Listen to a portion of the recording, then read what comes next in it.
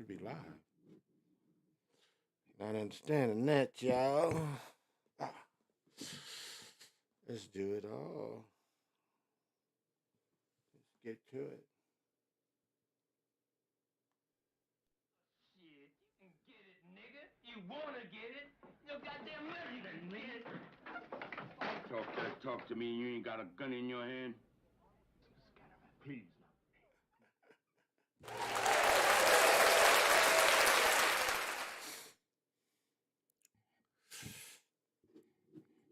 And why is this doing that? Everything else seems, but why is that doing that?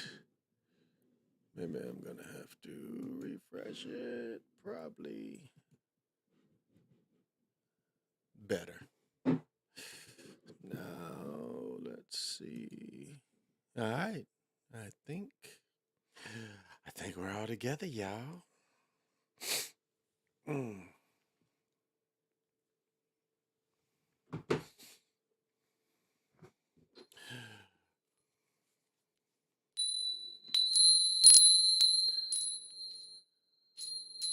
To the west, to the east, to the north,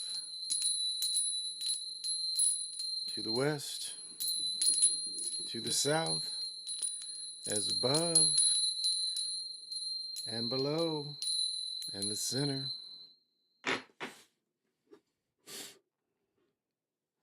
Send out the energies of the perfect fifth.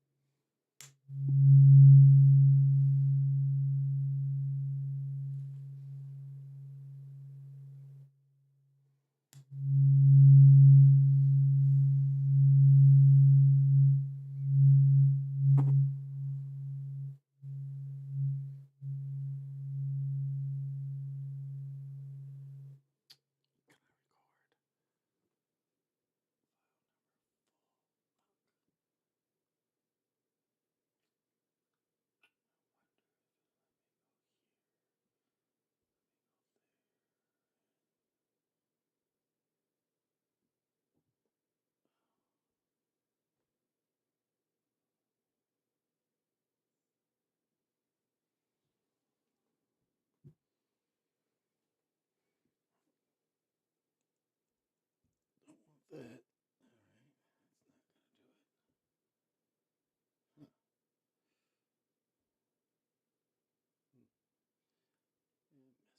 That's all right. That's all right. I still get it. All right.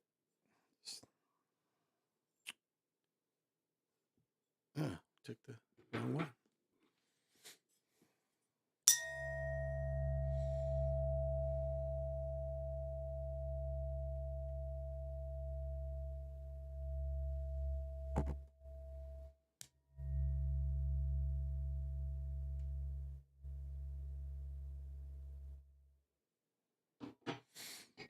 All right.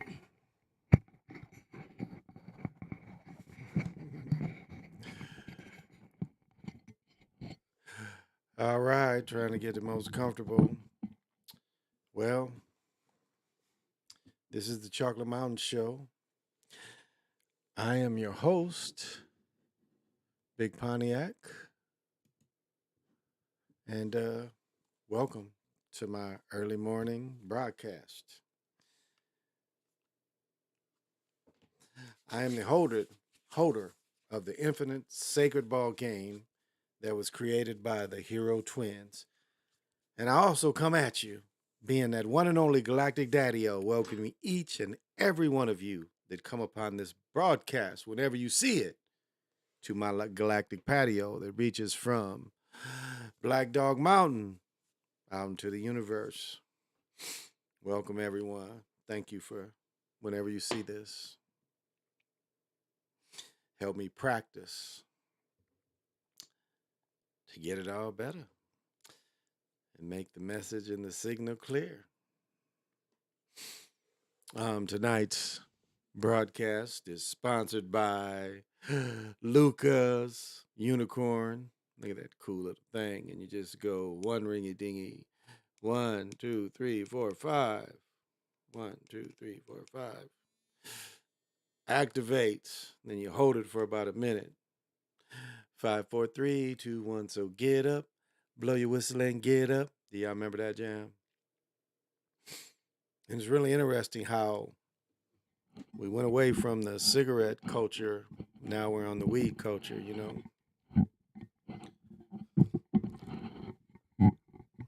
Sorry. I've been moving around today.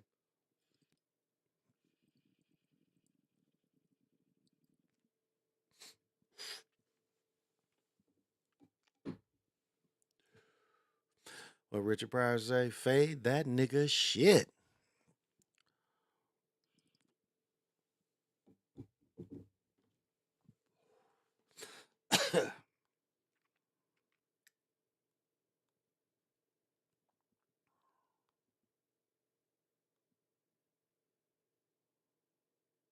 Okay. Yeah. All right. Cool. It's going. All right. All right. Trying to get into it, man. Moving and grooving.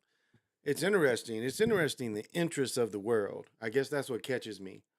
Is the interest of the world in the interest of different generations and different people. Because there's certain topics that incite certain individuals,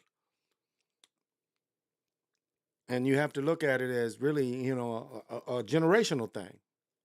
It's really it becomes a generational thing. The difference becomes very much a generational thing, because you look at things that certain young people would look at as news and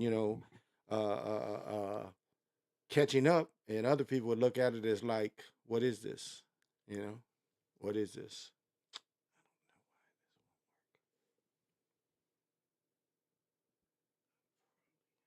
Hmm. It's all right, but this is amazing. This is amazing night. Hey, Mr. Lamborghini checked in there.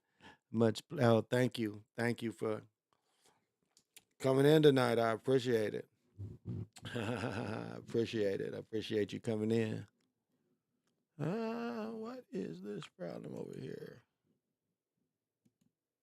Ah, there we go. Huh. Oh, okay. I can do that over there. Cool. Yeah. All right. Yeah. Thank you for joining me tonight. Got a little bit of new stuff. Mostly just philosophizing about the world and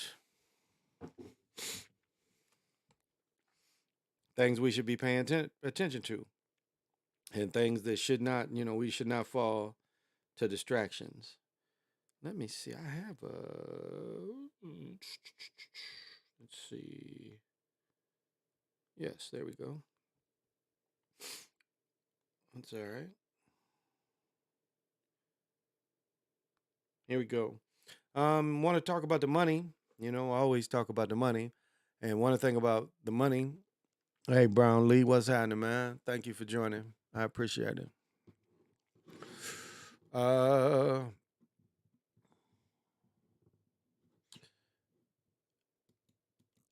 all right. Yeah, that I don't care about. All right. So the price of gold today, gold hit a high of 2019, 2000, 2000, I think it was Thursday or Friday. It hit 2018, because we had the Friday, we had the drop of $18, $16. So must have got a high of 2000 and around 16, 15, 16, 18, somewhere high. So right now it stopped trading today at $1,968. So it lost $22. Silver. Where's the silver price? Gold spot, yeah. So, and that would average to $63 a gram, and I think that's a good way to buy it. Is buy it by the gram. It's affordable. It's very affordable. And so, just think about it. If you bought it, because you could have got it 2 weeks ago, you could have got it. It went down to 17. So you could have got it for 17 and it went up and still at 1900. So even though you'd have risen the high of 2,900, 2000, excuse me, 2016. Um, and Bitcoin closed at 26,000. Yeah, Bitcoin closed at 26,000 today. So, OTF, what's your thought? They stuck in. What's your thought about stuck in the 6 seed? You was right about Wolves. They stuck in the 6 seed. Yeah, I think the sacrifices is going to help them. How far they go, that's kind of hard to say, but there's something going on, as us talked about last night. Felton's death, and then we had Bud Grant, and so it's cross referenced. It's cross referenced. So this doesn't have the price of silver. Which one did I have that had the price of silver? Let's see. Money metals. Maybe that'll give me the price. Gold bars and silver. Where's the prices? You're showing me coins. Show me prices. Okay. This doesn't show me. All right. This doesn't show me the silver prices. This just is going to give me. Oh, here we go. No. Yeah, that's just what I was looking at. This is just gold. Silver was probably 21.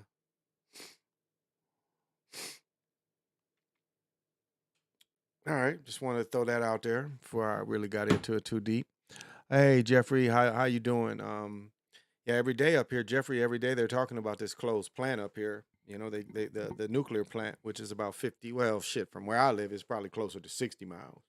I don't know. It's probably an hour from me. It's in Monticello. Maybe a little less than an hour. But yeah, that's what they was highlighting today. They want the guns badly. Yeah, yeah. They've had another scare of the shootings, and there's nothing that's going to. And that's the danger of who's in charge right now. Which part of the government is in charge?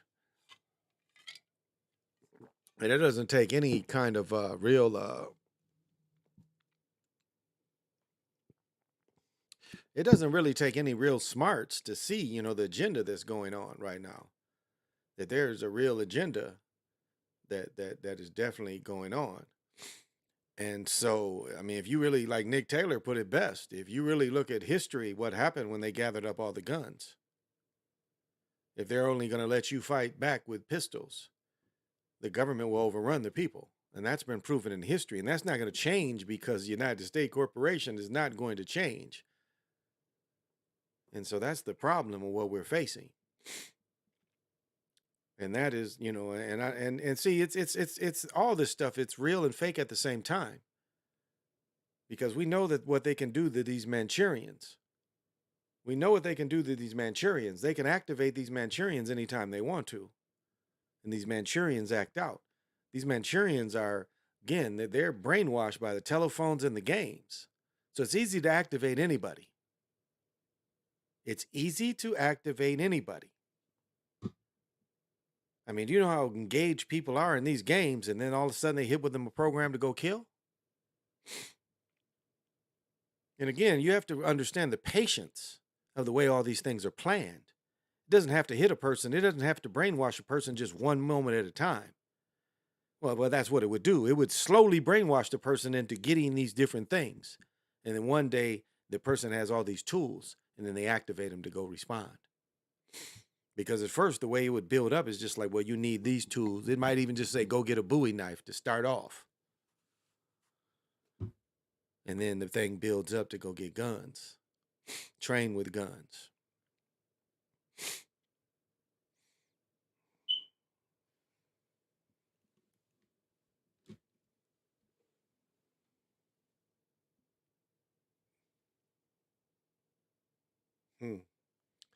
I guess I'm going to have to eventually change this smoke detector. Didn't do that yesterday. All of a sudden, it's starting to beep. I've got the shit downstairs. I'm starting a problem for people in your state. The accident. There have been so many just this week. Yeah. It's starting to be a problem for people in your state. The accident, yeah, they've been, yeah, just this week. Well, it's been shit since last November. It's been since last November when it happened, and then it happened again last month. So, shit, I guess I can take this shit now the way I'm sniffing and snorting. Take these sinus pills now, maybe they'll help. So yeah, it's been going on for a while. And that that shit is right on the Mississippi River too. That's why I always tease, when you live in the city, you definitely drink Mississippi River, recycled water. So, Time Lord, did you see what I sent you? There were a lot of fake actors there too. Yeah, I got all the stuff you sent me. Did you send me something recently?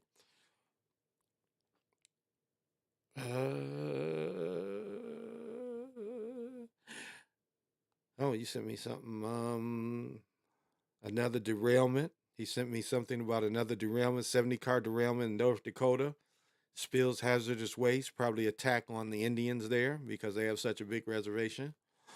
He also sent me MetaHuman real-time facial model animation demo. Shooting each other in feed a game of chance. Wow, wow. Gosh, that ain't even recently. Coming at school shooting. Surveillance video shows shooter enter Nashville school. Wow, wow. East Palestine getting worse. Chemical burns and nosebleeds and toxic trees. Wow. Highland Park survivor speaks out on Nashville shooting after the concert. How the fuck is she there? Just listen to it. Wow, Jeffrey. Thank you. The shift from the US dollar. Huh? Well, it's going to go to gold. I forgot they are telling people about the accident yeah. It's like the person just appeared out of thin air on the movie set. Well, I mean, that's the timing of all this. The timing of all this, when they plan these events, the timing for these events.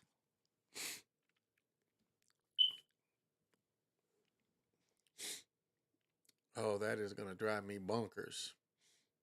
This thing is chirping. That means one of them needs to be replaced. I don't know. This one ain't even blinking. Freaking chirping though. It's gonna chirp. That's like some broke acting stuff.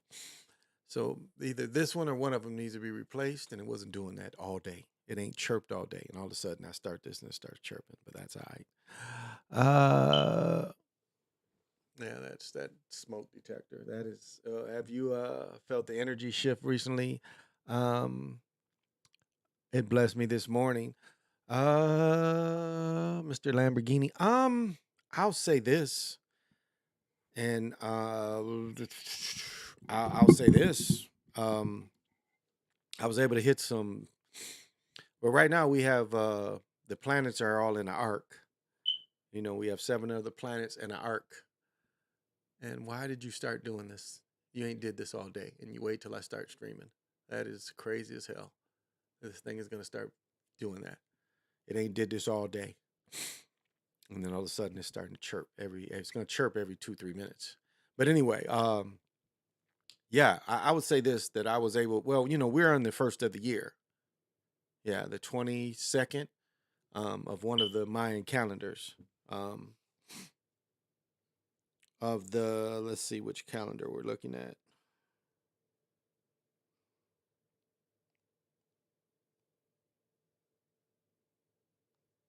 Where is it? Where is it? Here we go. So we're looking at, yeah, it's still at 13, so that didn't change. Yeah, we must be looking at the Habib. So the Habib date is 2 Wab, and 9 Muluk is the token date. So I think that the Habib date is what has changed, what's made the New Year's, because the other New Year's will come. The day out of time will be May 26th on the regular count. I think it's called the long count, is what y'all follow. Yeah, the long count. The day out of time will be March 26th, I think it is. Yeah. This motherfucking thing is gonna start chirping now. I ain't chirped all day. Let's see where I can read the best. Yeah, I can't read that down there. On the day of the chocolate factory explosion, March 24th, Biden was in Canada and gave a chocolate candy bar to the president of Canada for the help in Ukraine and Syria, both on the same day. Well, that's a mocking there, Jeffrey. Good follow, good catch. Because that was definitely a mocking. But yes, I definitely seen the shift. I kind of want to share a little bit. I guess it's as good a time as any to share anything. Um, uh, okay.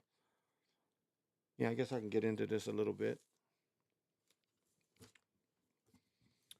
Let me see. Just things I just catch. I might mean nothing or everything. Yeah, yeah. And then as I say, everything is it can be real and it can be fake at the same time. Remember that. Real and fake at the same time. So that's the things that we're catching. We're catching things that are real and we're catching things that are fake at the same time. And so we have to and they put out so much, and that's why all these things happen is like what really happened and what is the false flag. That's how we're hit so many times. And that's why we even the fake stories, they condition us with the fake stories because they've always done that. I wonder if I can reach this thing because this thing is going to drive me. It's not even blinking. It is going off and it's not even blinking. It's just chirping. So I'm guessing this is the one to be replaced, but it ain't been doing this. So they just playing us. Yeah, yeah, Mr. Lamborghini, they are. They're just playing us. Absolutely. And so we have to raise our vibration up to separate. This is just the weirdest thing. It has not been doing this. Not been doing this all day. And it did not start until about 5 minutes ago, 10 minutes ago. This is crazy. It's going to start chirping. Why? But that's just okay. That's okay. That's just a little distraction. I can take that out. So if I so desire. But yeah, they're definitely playing us. They're definitely mocking us. That's a lot of what we see today. We see a mocking of the people. They want to see a lot of like what we saw and what is called Karens. They want to apply that. They want to apply that, like just like we had the Gestapo tactics of the COVID stuff. Remember where everybody's telling everybody, oh, the children's playing at the park, the people are walking outside. They wanted to see if the people would become a Gestapo. That's what all that was aimed at. So now they still want that kind of thinking. They still want people to tell on each other, not trust each other. And that leads into, the emotionalism because the school shootings are all emotionalism. Because you can't say that because someone has access to guns that all the guns should go away, but that's the way it's played. That's the emotionalism. And that's why, you look at the attack from back in 96, 97. That attack out, in Colorado. That was emotionalism. That was the attack of trying to go after the guns by using the suffering of the children. And that's how sick it is. It's like they wanted the children to suffer to try to take away the guns because, again, that plays into emotion. That's emotionalism. That's playing on your heartstrings. That's why the attack has been on the children, regardless of the many different ones. That's why. That's the why. So, Alex Jones said that the key would they needed to. Also, John Wick just came out. Yeah, I saw John Wick. I dug John Wick. I don't know if you heard me last night. I shouted you out last night, Jeffrey, and they talked about the brother that turned down the 40 million at the end of the movie towards, he was a remote viewer, and that was an interesting part of the movie. And I don't, I shouted you out last night. Hey, Voorhees, thank you for joining me. Do people have moon signs? How do you find yours? Oh, oh my goodness. Okay. Yeah, you can have a moon sign, and you can even be part of, like, if you get into what part of, well, it goes into, the Placidian kind of stuff, but it goes into what kind of um,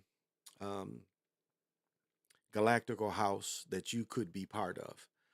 There's also not just that, but there's also a part of the same. The moon is broken up the same way. The moon is very broken up the same way to see what house what house, yeah, I guess that's the best way to see what house of the moon you're from. So the moon phases could be, involved in the same way. So yes, you could have types of moon. Yeah. So yes, you could have a moon sign, but it also could go deep as you could see what house of the moon you're involved with. So gosh, I forget what phone I had that app on. That was a pretty decent app, but it can get that deep. It can get that deep. So wow. So this what's funny is this smoke detector is artificial. This is artificial, and it's an artificial attack through my home system, through this chirp, to saying that this thing that has been fine all day, all of a sudden it's showing it's deactivated. Do you see how the small little attacks can happen? Because this is through the attack through the electrical system. Because this ain't been doing this. I've been in and out this room because I got both my monitors going, got the wireless keyboard going. So I've been in and out of this room all day, and it has not chirped all day. I meditated in here for about 2 hours earlier, and then I come to broadcast, it starts chirping. Now you tell me that's natural? That's not natural. That's not natural. That's a thing that they set some kind of circuit through here. And that's the little things that the mind will do. But there's a little egghead man sitting in the room, as they monitor this. They're like, well, what can we do to harass the people? What can we do to harass them? And so my shit's gonna be chirping. Oh, didn't mean to do that. Gosh. Oh, okay. Yeah. Let's see here. No, I can't with that. When you very much, thank you very much, Time Lord. I'm hearing John Wick was very good, and Donnie Yen is getting his own movie and high table TV show coming. I believe John Wick 5 will be made. Yeah, it was a very good movie, very action packed. The idea of the high table is a very very realistic thing of the way things are done, because it also, if you look at the high table, they could be the very same people that side both sides of war. I mean, if you look at the Syrian war, it wasn't that long ago before COVID that we had Department of Defense troops fighting CIA troops. That was in Syria, and that wasn't that long ago. And that's documented. You guys can find this. This is documented that there were Department of Defense troops fighting CIA backed troops in Syria. So maybe Nick Taylor can, get a little help if he ever hears this. But this is a fact. So this is how they play both sides. And what sense does that make? What sense does that make of CIA troops fighting Department of Defense troops? That makes no sense. But it just shows you how idiotic it is. That should never happen. That should never happen. How is CIA backing troops that would fight the Department of Defense troops? So if you understand how it works. I don't think I'd have to stand on anything to take that motherfucker out. So, um, are the new babies being born raising the vibration of the collective? Hmm. Yeah, I wouldn't see any reason why that would be negative. It's attack on children being born. Now I was an older parent, but since 1989, I've kept having children until from I had children from 1989 to 2011. So it's great. Multiple children is a rarity now. To have most people 1, 2 children. I have cousins. I have one cousin, she gave away 2, had abortion, and then only had 1 child. And her daughter only had 1 child. So is that a curse? Like, what made her daughter only want to have 1 child? My cousin only had 1 child, and sadly he passed. And it's hard for her to get over. On Facebook, she already was a narcissist. Posting selfies on Facebook every day is, that's a sickness. Y'all know that, don't you? I don't know if people post on Instagram every day, but that's a sickness. If you have to post a picture of yourself on social media every day, that's a mental disability. That's mental illness. Selfies every day is a mental illness. And my cousin right now is grieving but her selfies is like pictures of her and him every day. Be a picture of him, then it'd be a picture of her and him. Now we can grieve anyway, and I'm sad. I'm sad to see he's gone. Um, hey, Liquid Fire, thank you for joining me. Mac Bone, thank you for joining me. What's up, brother? You're as just gone digital. Yeah, I caught that. Have you seen Logan and the connection to his daughter being from Mexico? Mexico creating the labs, their connection, real life. Yes, I have seen Logan. And Logan, that's a good point. That's a good point. Can they clone something? It appears so. It appears so. Um, I don't even know if it's gosh, is it really cloning or restoring? Like what is it? Is it cloning or really restoring people? And I forgot to change t-shirts, but that's all right. Shit, it all matches. Chirping is driving me crazy. But gosh, yeah, I'm just starting. So yeah, I saw Logan. That's a good point. That's an excellent point. They've been talking about super soldiers for real, for forever. Super soldiers and the Iron Man suits to give any advantage because that's why you look at who controls this world, the world of blood and murder and war. We have a thing right now. We're going through what's called continuous war. That is what 9/11 produced. 9/11 produced continuous war. Because what did we go through? The war on terrorism, the war on COVID. That's what 9/11 sparked, continuous war. And then we have been in a state of continuous war. When did it ever stop? Both Bushes took us to war. Obama, took us to war. Clinton. So we are in a continuous war. And right now, and despite, wag the dog, some of that Ukraine is some real fighting. And some of it is fake. I think I was watching one of, you see these little shorts of the army people, and it's a good point. They're trying to test a lot of what these weapons do. And unfortunately, the way they see if these military weapons work is if they did by blowing them at people. Seeing all the shit, it would blow up. See if it still work. Because they got a lot more older weapons just around. That's why we saw all the older weapons left in Afghanistan. You know how wasteful the U.S. Army is. The U.S. Army, the Department of Defense is the biggest polluter in the world, and you can look that up. They are the biggest polluter in the world, and the biggest part of the biggest polluter of all of them is the Navy. I mean, they talk about they want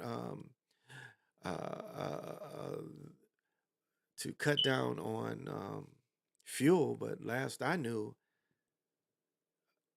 these aircraft carriers now maybe there are a few nuclear, but most of them run still on diesel. All these ships around the world use far more diesel in a given day than the Americans. Driving around. Our military.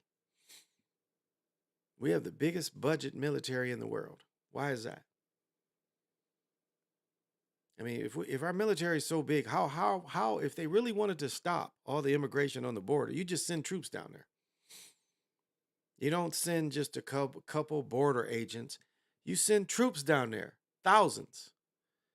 If you really wanted to stop all the dope and all the people, you send troops down there. You don't send just you don't build a wall. You send troops. You blow up the tunnels. You aggressively go after that, like other countries do with their border. But apparently that's not needed here. The original big business is war. Yes. I always appreciate the talk. Much vibes. Thank you. Thank you. These are the alien hybrid Manchurian candidates. It could be. It could be. But again, remember what aliens are. The aliens is they've been here so long, they ain't aliens no more. If their babies is born here and their children is born here, they ain't aliens, right? They're no longer aliens. So it just I don't even know what you call them. I guess I guess they would be a hybrid. You know, their parents born off world, but they born on world. So, whoops, that's what we've been faced with.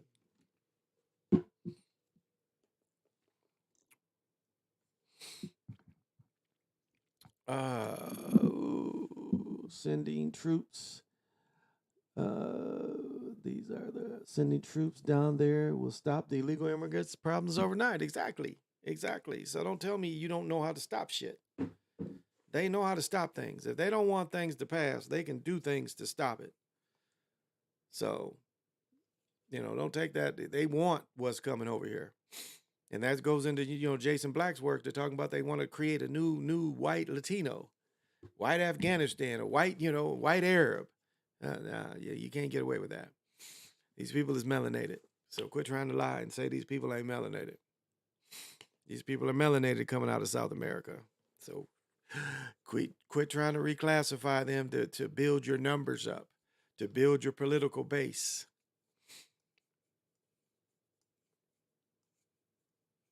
And this is a desperate beast. The beast is the most desperate it has ever been. It is afraid of us. We had this president that everybody backs with their heart, threatened American people. He pretty much told you couldn't do a revolution against the government because you don't have F-16s and you don't have nuclear bombs. That's what this president said. There could never be a revolution because you guys don't have jets. This is the first president that threatened the people with his military might.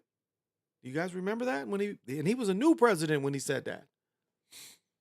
He pretty much said there cannot be a revolution because we don't have the might for a revolution.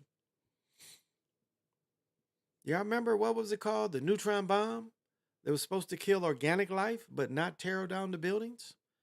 Why would they build? Who would come up with such a thing that would kill our organic life, but it would leave the buildings intact?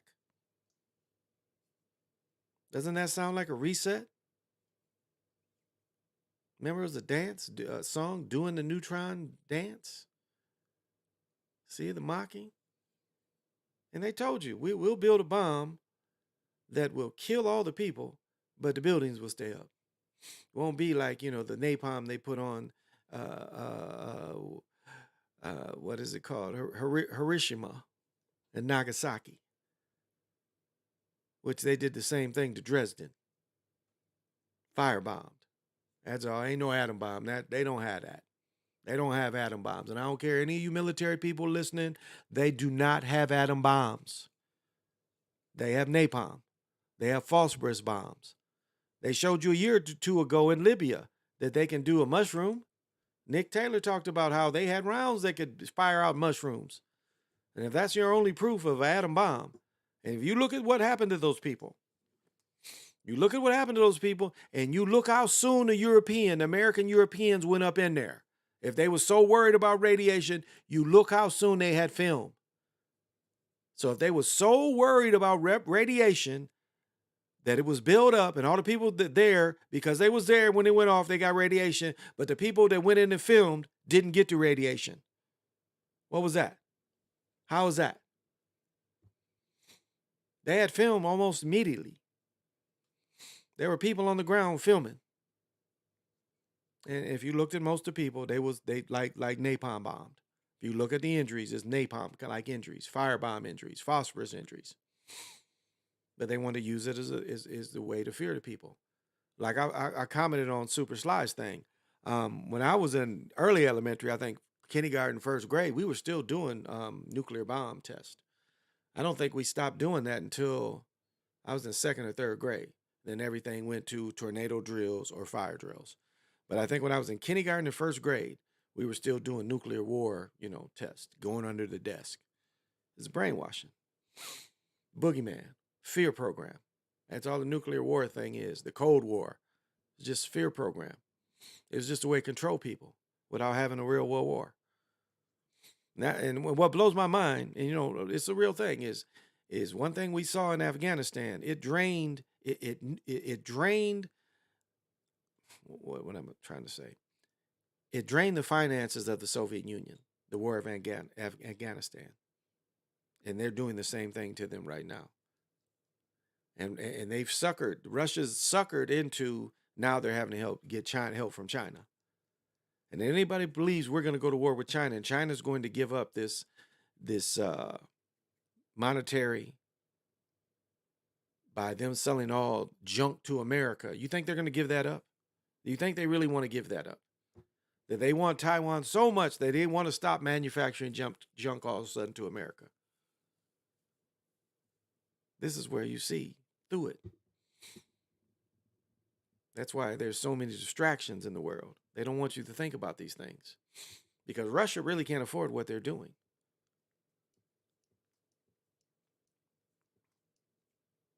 And it's becoming, another Vietnam.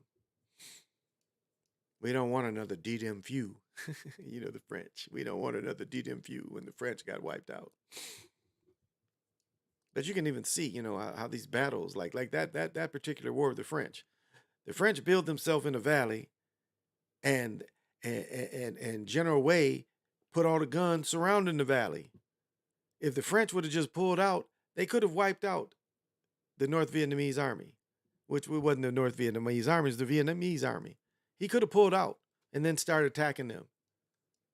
But no, they try to keep an airport and they give the enemy the high ground.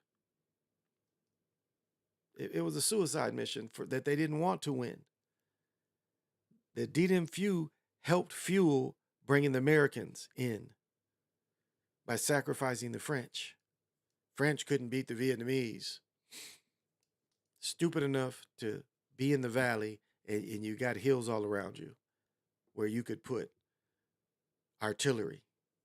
And then the simple fact was if they didn't build up, General G put all his troops there. And so they could have kind of picked some of those big units off. So, a little bit of history. Yeah, that's a fact. There's no nukes. Is the last James Bond movie they mentioned a virus that targeted people's genetic code? Do you know anything about the Nigerian Council? I do not. I would have to ask the Awakened one. I do not. You know another reason there are no nukes is because those bastards would have used them against aliens and demons. That's why the governments are afraid. They don't have weapons against them. Well, what did Black Adam say? Your magic is weak. The Mai is all they got. The Mai is all they got. Where do you think they get these weapons from? They got a machine. The Mai has slowly given all the weapons. This same thing that gives us this technology that is really a type of magic from the Mai also has produced the weapons. And one thing, if you're a true watcher of history, you see the iron was first given to Turkey, the Ottomans, the Persians, and that's how Europe got it. These wizards, when they became unfrozen, introduced weapons, showed those early Europeans how to make, or early Persians, how to make this iron that will end up being an advantage to conquer the world. Iron. Something to study. France lost Vietnam during World War II. No, that's not true. France did not lose Vietnam during World War II. France lost Vietnam during the Indochina War is what they called it. After World War II, actually, the Dutch had it. The Japanese took Vietnam from the Dutch. And then once the Japanese got kicked out, Ho Chi Minh was like, we should have our freedom. And so the Dutch moved out and the French came in and replaced the Dutch. And the Dutch did exactly what you're supposed to do when you take a country. They took the capital, Hue City. They took the capital. Or I think it's, Ho Chi Saigon, but they took, the northern capital. And so they got beat out. And DDM-Few is the deciding factor that put them out, and that was Indochina War, I think is what they called it. People beating swarms of drones. Also, people are not beating swarms of drones either. People watch again. People watch Upgrade. Upgrade will explain a lot of things. Oh, okay, the movie. One thing is, one is us as weapons. They want us as their personal super soldiers, completely controlled. And I've said this, and Sly said he saw it. There's some kind of drones that look like moths in movie theaters. I've been seeing this for the last year and a half. We saw a little small that was moths, but we also saw something that looked like little drones that go in movie theaters. So I don't know if they're trying to get data. I don't know. I know one time I got sick of in the movie theater. I saw the drone. I got sick after seeing the drone. Now we have saw the little moths, but it's just interesting that these little bugs can stay so long in the movie theater without them doing anything about it. And that's why some of them I saw I know was drones. So I want to call in next show. I have a lot to say. I can't take it. I can't text it all. I don't have my talk show in. But I could do a couple different things. Yeah, I could do a couple different things. Again, I can pull up talk um the other one, whatever it is, StreamYard. I could pull up StreamYard and bring you in, or I could send you the link to this and bring you in too. So let me know how you want to do it. 46 to 91. I want to call the next show. Okay. Right, brother. Yeah. 46 to 91. Well, I mean, what you had is um if you really look at the area, what you had come in is they gave up Vietnam, and then Cambodia they gave up Pol Pot, and then Pol Pot got overthrew, and then you had Vietnam, the North Vietnamese fighting Pol Pot's people, and they finally beat them.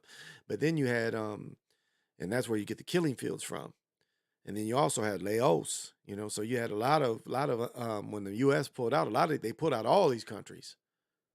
That's why what is it? The movie about Pol Pot, not the Killing Fields, but the other one. God, is it Not Without My Father? But it is interesting. What they did is they pulled out the civil servants and they made the civil servants agricultural workers. But also their plan was to kill, so they didn't have so many mouths to feed. So that's part of the destabilization that you saw. So you had Vietnam fighting Cambodia with a lot of American weapons. And that's what's interesting is like the South Vietnamese didn't even really want to win. I mean, it was just corruption. It was all a grift. It was all a grift because they gave them with more than enough. The Vietnamese had a bigger army, and they had all the equipment. Now, maybe they got tired of killing their own people and they gave up.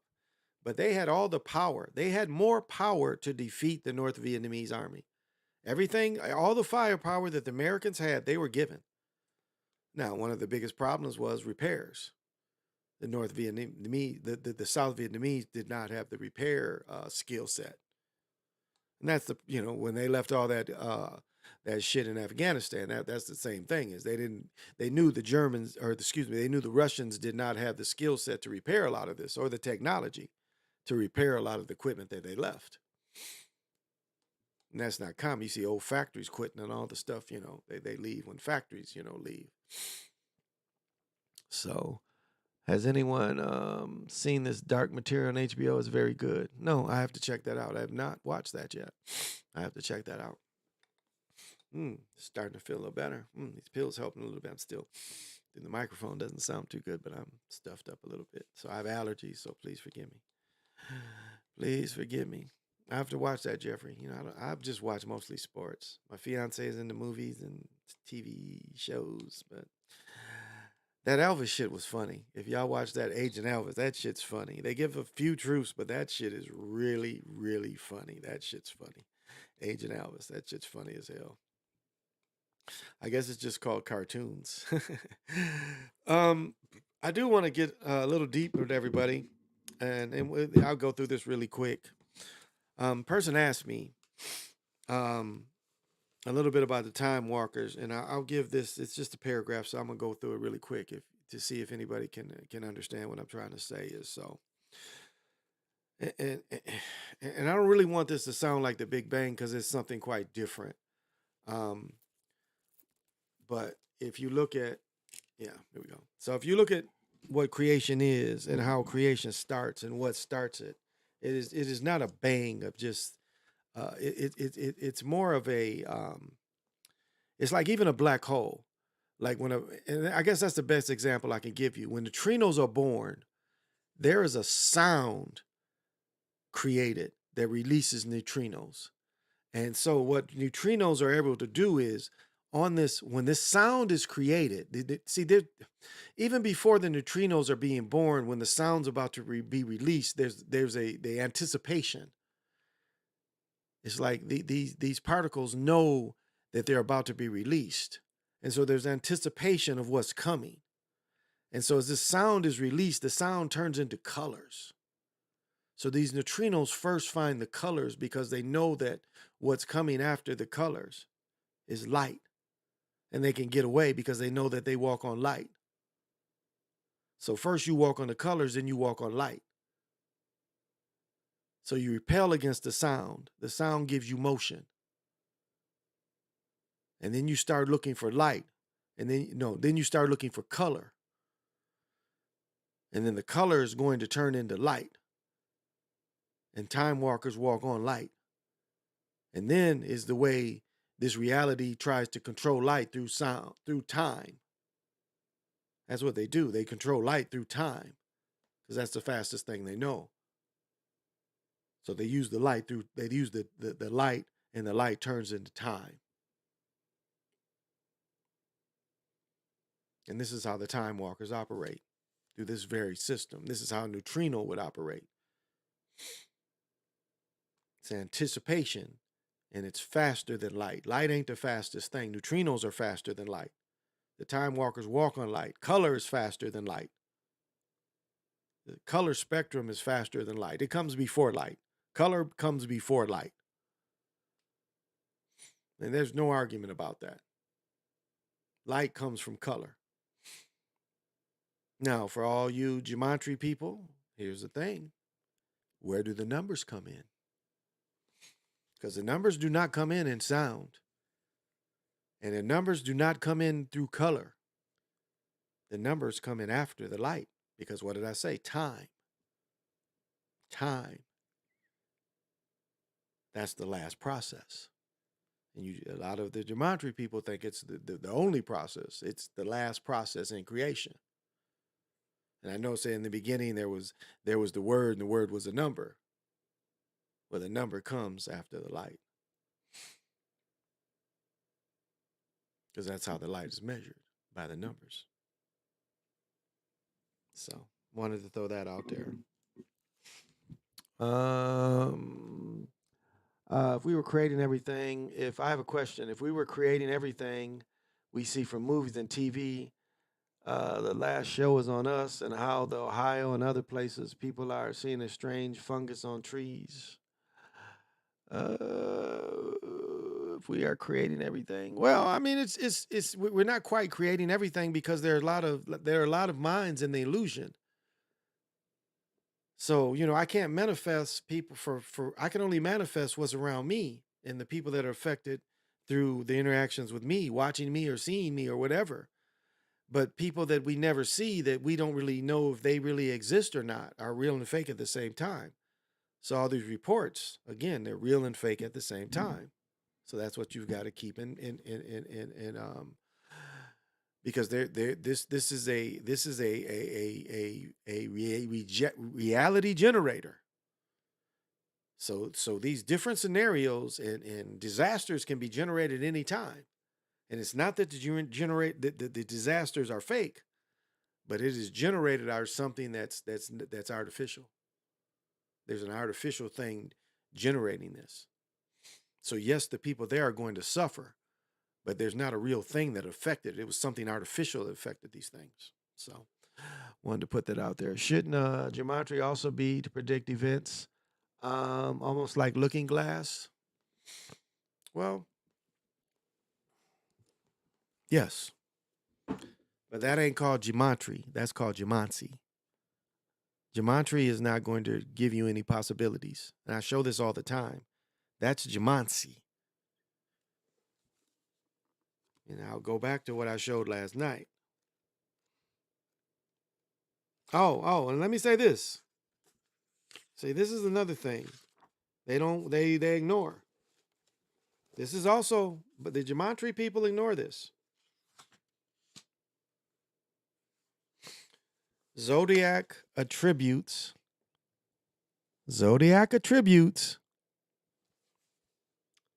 to geometric figures. So none of this is used. Zach don't use none of this. But yet, you see all that work? That somebody thought this is usable?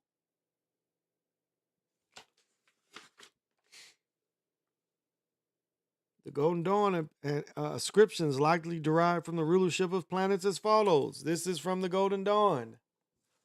It's right here. So somebody using this stuff. Elements attributed to geometric figures: fire, air, water, and earth. All these symbols are attributed.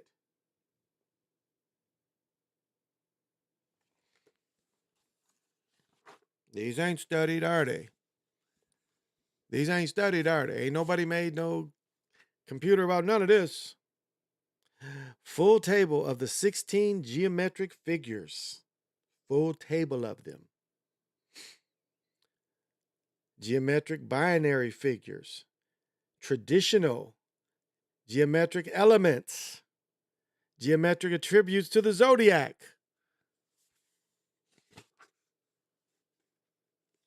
Pages of this. Another chart on gemancy to make your ideas live. And as I showed you, a blank form of the sisters. And all these rules, again, if you want to predict future events, this is how to make your thing really live. And I'm going to keep harping over and over again. There's nothing, really like this. No one else really shows this kind of stuff.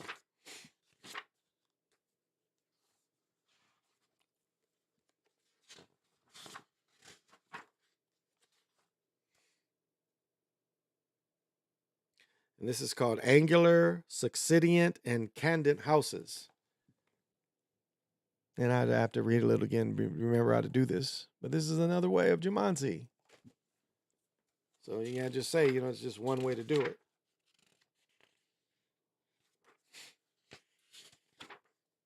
And again, this is the empty plot. And it's very simple, to put your ideal in. This is very simple. It's just dots and dashes, pretty much. You can almost flip a coin to put it in there, your ideas.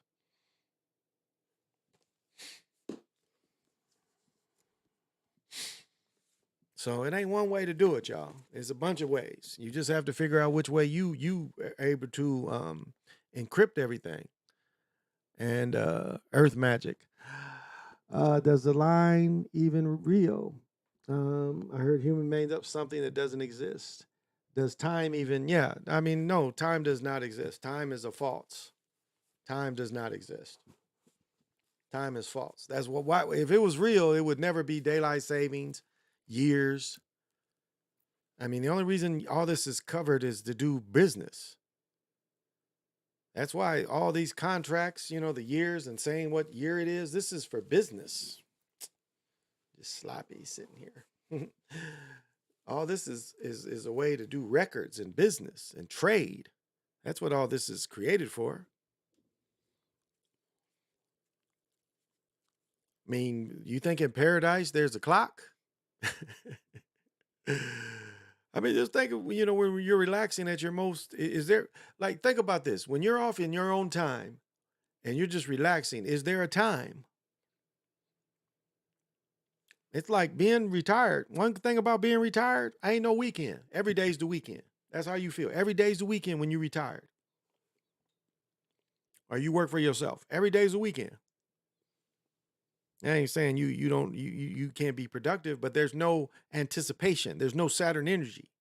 When you work for yourself and you don't depend on Monday through Friday, the Saturn energy doesn't affect you as much because there's no thank God there's Friday because you're off every day. You choose to do what you want. You choose the work you want when you work for yourself. So there's no Saturn energy affecting you as the weekend comes. Can you dig it?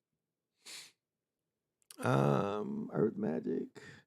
Right here. I'll put it back on here. And this is a book by Skinner. I got to order another book by him. I thought I had. I had some of this stuff. My brother hit me with some stuff, and I had it, and I don't know where it went. I had a book that had what he was talking about, and I don't know. But that's Jumanji. And you see him scrying in the sand. And scrying in the sand, this is where, the feng shui, where you're doing the sand and stuff. Well, it comes from this because you're working with the earth. These people are scrying in the sand. They're doing Jumanji in the sand. They're using the earth. The way I was showing doing the sisters, this is what they're doing. Instead of doing it on paper, they're doing it in the earth. That's a more grounded answer. So.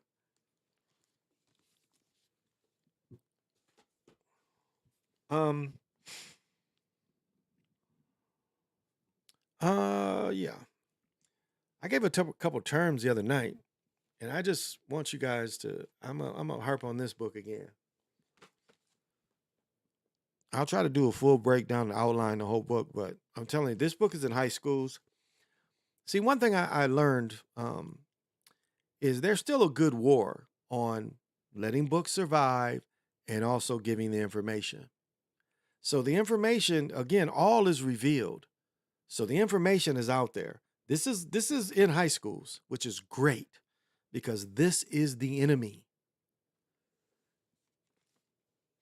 We give up so much. We like there was a scam years ago about the Social Security number and all the money that was involved in that. The money in our choices. The money in our choices. Each one of our decisions to buy shit, what we're interested in, all this is valuable. And all this is being monetized. All this is being monetized. And it's worth. We are giving up so much money.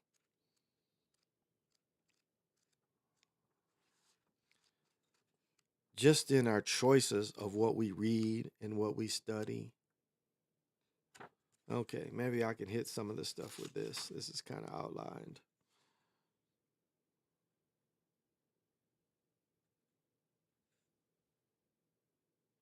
Surveillance capitalism fills the void for a human future. The behavior of the discovery of behavior surplus. This is what you giving to TikTok. This is what you're giving. Anytime you're searching, there's a thing called behavior surplus, and that they are making billions off of this. This was an untapped resource that Google pretty much found that all of them use. Google found this before Facebook.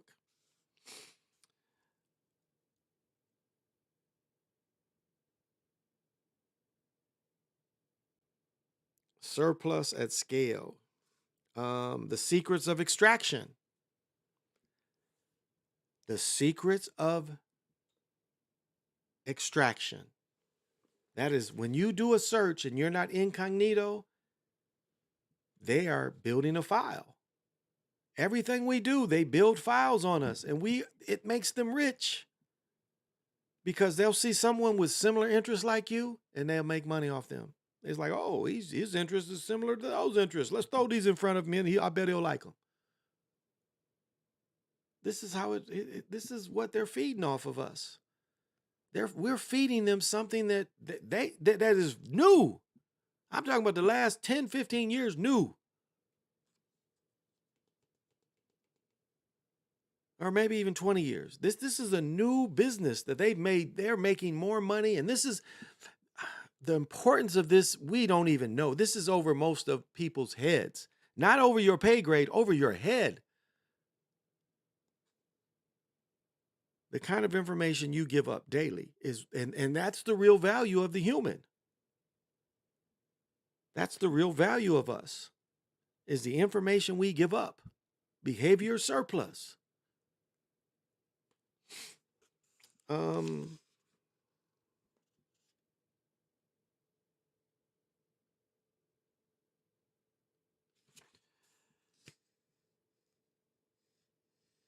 So if everybody asks me books, read this book and see who part of the enemy is. This is the Mai in full effect. This is someone that wrote a book and said where the Mai has matured and what your capitalism has turned into. Because remember, capitalism has to have poor, has to have a working class. At one time, capitalism called for a middle class. And until Reagan came in and busted most of the unions and killed the middle class personally. I don't think what Biden and his people did the last few years have killed the middle class. The middle class was killed with Reagan. And contrary to what people say, when if Trump would have been president back when Detroit, when the automakers moved out of Detroit, Trump said exactly what should have been done. When companies move out of America, we tax the shit out of them if they try to sell shit here. And so what should have been done is when these auto companies wanted to go to Canada because they ain't got to fuck with the unions, go to Mexico because they can pay less, the same thing should have been done. They should have been penalized for that. But what did Reagan make famous? Outsourcing. Let's outsource it. It was a buzzword. Outsource. They should have been penalized for going to these non-union states. You penalize them enough, they're like, hey, think second about it. Because remember, when they move and shit like that, they got to get government permission sometimes to move stuff like this. There's government oversight. And where was the government saying, fuck no, you're not going to destroy Detroit. You're not going to destroy Gary, Indiana. You're not going to destroy Cleveland. And as I've said many times before, the very cities that defeated the Nazis in Europe and the Japanese, Detroit, Cleveland, Gary, Indiana. The Midwest is what defeated the Nazis. Not the rest of the country, mostly the Midwest. And you can look this up. Detroit, Cleveland, Gary, Indiana, Pittsburgh. 4 or 5 cities was the deciding factor. But look at all what was coming out of Detroit. Aircraft motors, trucks, tanks. They wasn't building them everywhere. They was building them where they was building them cars. Out of the Midwest. And what did they do? The minute they saw that the unions, they was going to have to pay the unions so much money, they knew this in the 50s. Say, we're going to have to pull out. And the government allowed it instead of destroying them. That's what the government's for. With the era of superhuman, the meta beings, and cyborg. Don't forget NAFTA. Gary, Indiana's dead for real. Yeah. And Gary, Indiana wasn't always like that. Used to be a pretty city outside Chicago. Wasn't always poor and tore up. No. Where the Jackson 5 grew up, it wasn't a poor area. Joe was working one of the steel factories. It was foundries.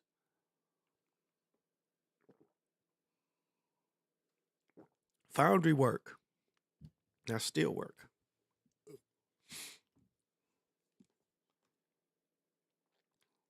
So the Midwest was once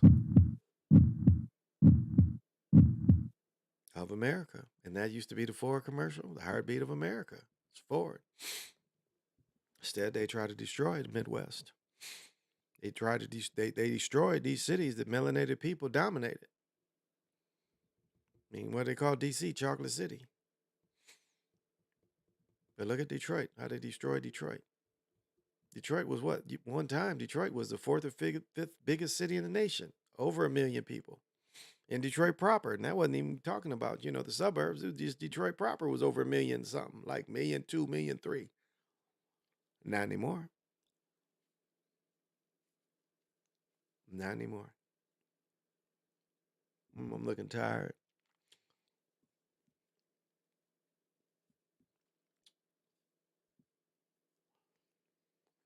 So these are something to consider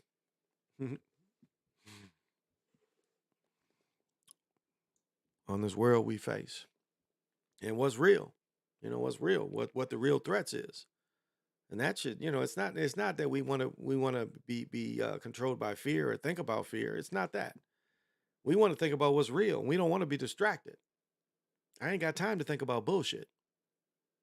And that's what a lot of the world is. A lot of this stuff out there is bullshit. What's it spiritually doing for you? What is it doing for you? Thinking about bullshit outside of yourself.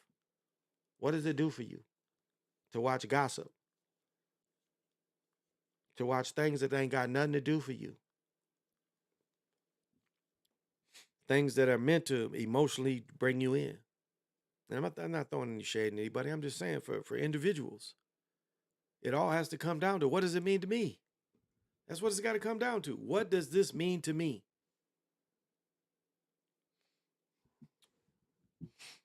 And that's what people ain't looking at enough. When you get distracted, they ain't looking at that. Do you think there are no more big cities? There should be a lot of mega cities around. Yeah, it doesn't appear like it. I mean, like this area where I live, there's 3.5 million people in this area. Couldn't tell you how many counties this covers. So this is a fairly big area. This area is the 15th biggest city in the nation. So there are major metropolitan cities that still exist. Now, I don't know where Milwaukee is. Chicago still got like 9 million people there. I mean, people forget that. There's still 9 million people. Just because now New York and LA go back and, 10, 11 people, million people, they go back and forth. But there's 9 million people in Chicago. Chicago still take you a damn near hour to drive around it. Shit, you go from Forest Lake or Lake Forest, whatever it is, and you go all the way to freaking the south side. You see how long that take you. That ain't no quick trip. That'd take you about an hour. So Chicago's a pretty big metropolitan area still to this day.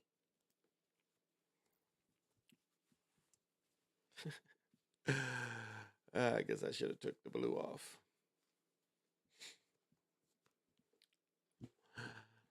I love this old Negro League. Was ancient Egypt here in America? No, that's all propaganda. No, that's all propaganda. It's not even worth studying. It's not even worth studying. The things that we can look at, what was given to Kemet, was definitely pyramids. Pyramid was given. It's just like, I'm going to say this now, and this is where I break from ancestral production and a lot of others. It's been proven that man was also started here in Americas. The Omen. The Omen is probably the first real society in the world. Because everything you see in their society was pretty much pushed around the world except rubber and the sacred ball game, but the pyramids and the shipbuilding. This is what they're known for. Shipbuilding, the pyramids. So don't we see pyramids and ships everywhere? So the out of Africa theory, we don't believe in their science. See, this is the thing. You can't say you're against Europeans and then you believe in the European science. Well, the science says they came out of Africa. What? This is European science. We don't believe that. This is the same science that tried to tell you a couple years ago some bullshit. So why would we believe where they say people came from? Because the out of Africa theory strengthens European thought. It strengthens Darwinism. That's what out of Africa does. It strengthens Darwinism. It strengthens the Bible. That's why they want you to think that it comes out of Africa. It strengthens those things. It weakens the American thought. I mean, why don't they want to tell you how strong the Mayans were? They want the Mayans to be from Atlantis. Atlantean is not American thought. That is a European thought of superiority, of Zeus, a myth of superiority. But the myth, I mean, there's some myth, there's some truths. The Atlantean thought is to capture consciousness or the crystallized being into matter. That's the Atlantean thought. That's the Atlantean goal. To capture the original people that have consciousness, the crystal beings, into a less evolved being. That's the Atlantean thought. That's the heart of Atlantis right there. Now, who is that? Who would want to do that? The people that are conscious, the beings that are conscious, or beings trying to control the conscious beings? You understand. This is European thought. And my European friends, no shade to anyone. This is nothing personal. This is something that history has lied about and created. Well, they burned down Brazil. Remember, one of the oldest skulls in the world was also found in Brazil. Just as old as that shit in Africa. These mummies they've been finding, they finding that mummies was created in Africa. Or not in Africa, but here in America, they finding mummies. And we know there's more pyramids. The most pyramids in the world are found in America. Therefore, you have to come to the conclusion. The biggest pyramid in the world is in the Americas. The oldest church that the Europeans built is on this big pyramid.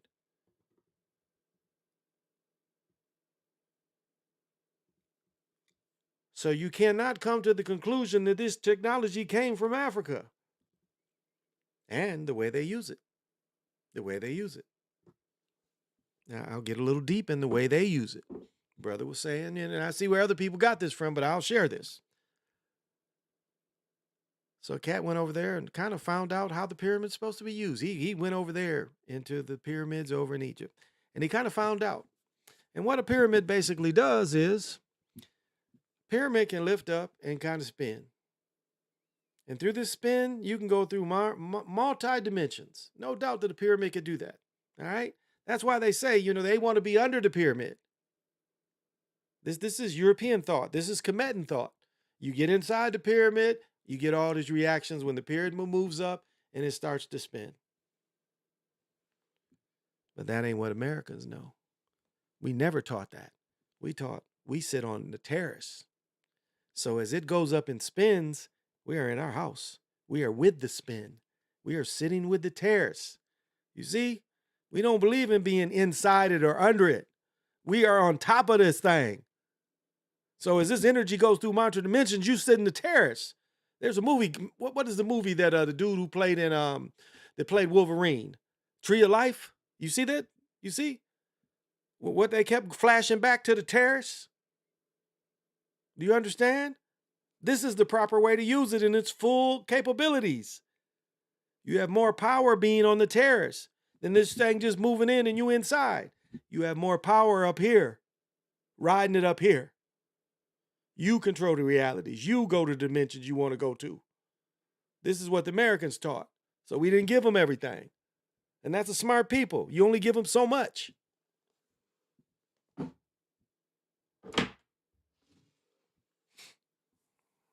So, Gens would want that too. Anchor reptilians would want that. So the Dead Sea Scrolls are fake? No, the Dead Sea Scrolls aren't fake. They should be building brand new cities, just imagine. No, the Dead Sea Scrolls is saying, this is what the Dead Sea Scrolls, the point of all of them, the Harmony, the Harmony text is, there's not just one way of being spiritual. The spiritual system had a wide variety of system. And this is where I agree with Ancestor Productions.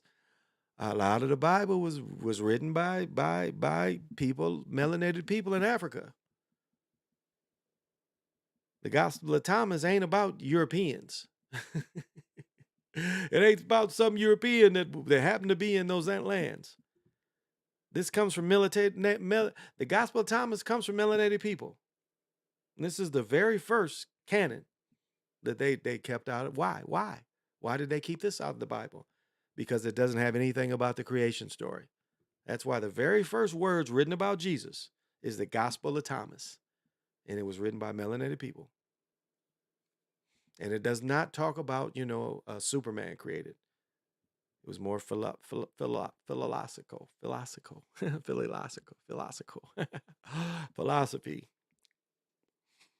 So,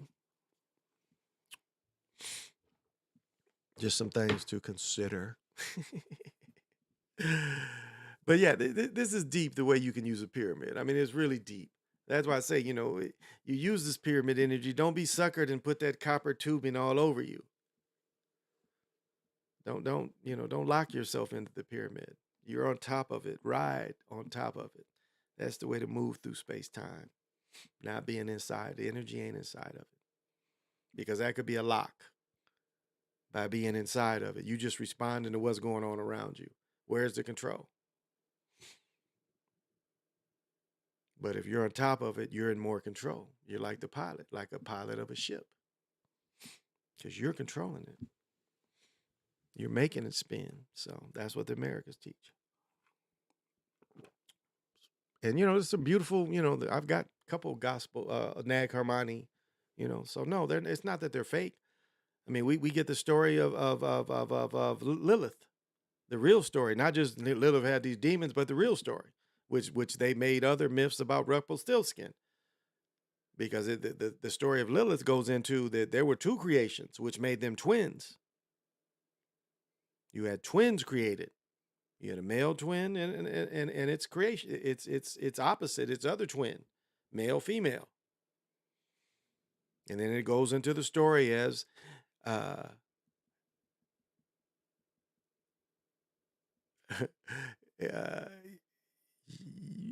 Marduk, I'll just say, y'all both. Y'all both. Yabatha. And it gets in the story, Yabatha saying, you have to kneel to this man. That's the Lilith story. And Lilith is like, I'm not kneeling to nobody, motherfucker. I'm not kneeling. We are the same. We are twins. So why would I kneel to my twin? The conflict. And then that's where the Rumpelstiltskin comes. You know my name, you can come back to God. Now, how good is that? That if there was a God, the God said, well, if you just know my name, you can come back to where I'm at. If you want to go down there and chill, okay, but if you know my name, you can always come back to my side. You can always come back to love. Wouldn't that be a better God? Instead of a jealous God, no God but I. And Sophia doesn't get a break in this either. That's where, some people give Sophia, and that's where the difference between Sophia and Mu. That's the complete difference between what they turned it in, Sophia and Mu. Because if what the Christians and the Catholics is the Father, the Son, and it's the Sophia. Yabatha's equal, female equal, Sophia. Sophia creates Yabath, Yababoeth, Yaboeth. And that's why the others try to, demonize the female. That's why Lilith is demonized. Well, Lilith came back down and she had the demons. She was fucking somebody and had the demons. Well, who was this God fucking? If Lilith was the first creations from God, she's a demigod, if not a god. So who did she fuck to have demons? I mean, if you try to make sense of some of these stories.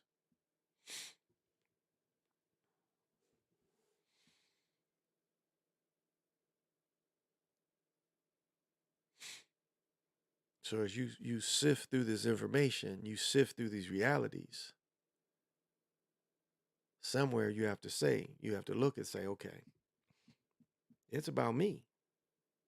And it's not about me being selfish. It's about me protecting my spiritual self.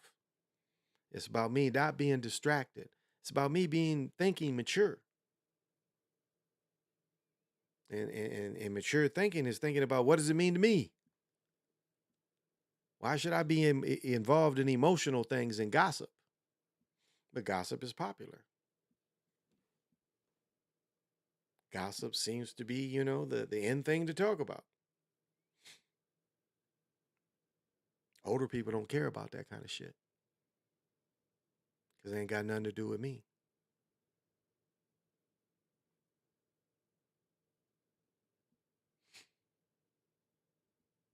If you understand. And there's no shade to anybody. You do your thing while I do my thing. I'm gonna brag a little bit. changing the subject. I'm gonna brag a little bit. So I went to the state finals game, and again, I get charged when I go there because I am the holder of the infinite sacred ball game created by the Hero Twins. I get charged when I go to games. I've bragged about this time and time again. Since I've been sleeping with, like, I live with this big piece. I live with this big piece of Motivite, and it helps with memory, no doubt. But I am tuning better. I'm becoming more clear. I have a big piece I sleep with in my pillow. The clarity is really, really great.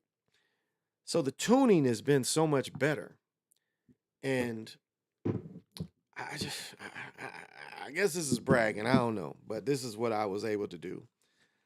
So I was sitting there. Again, it was roughly, say, 14, 15,000 people in the Target Center. I'm sitting there and I'm starting to, how can I break this down? I was starting to be able to, let me see what I put in my notes. Okay.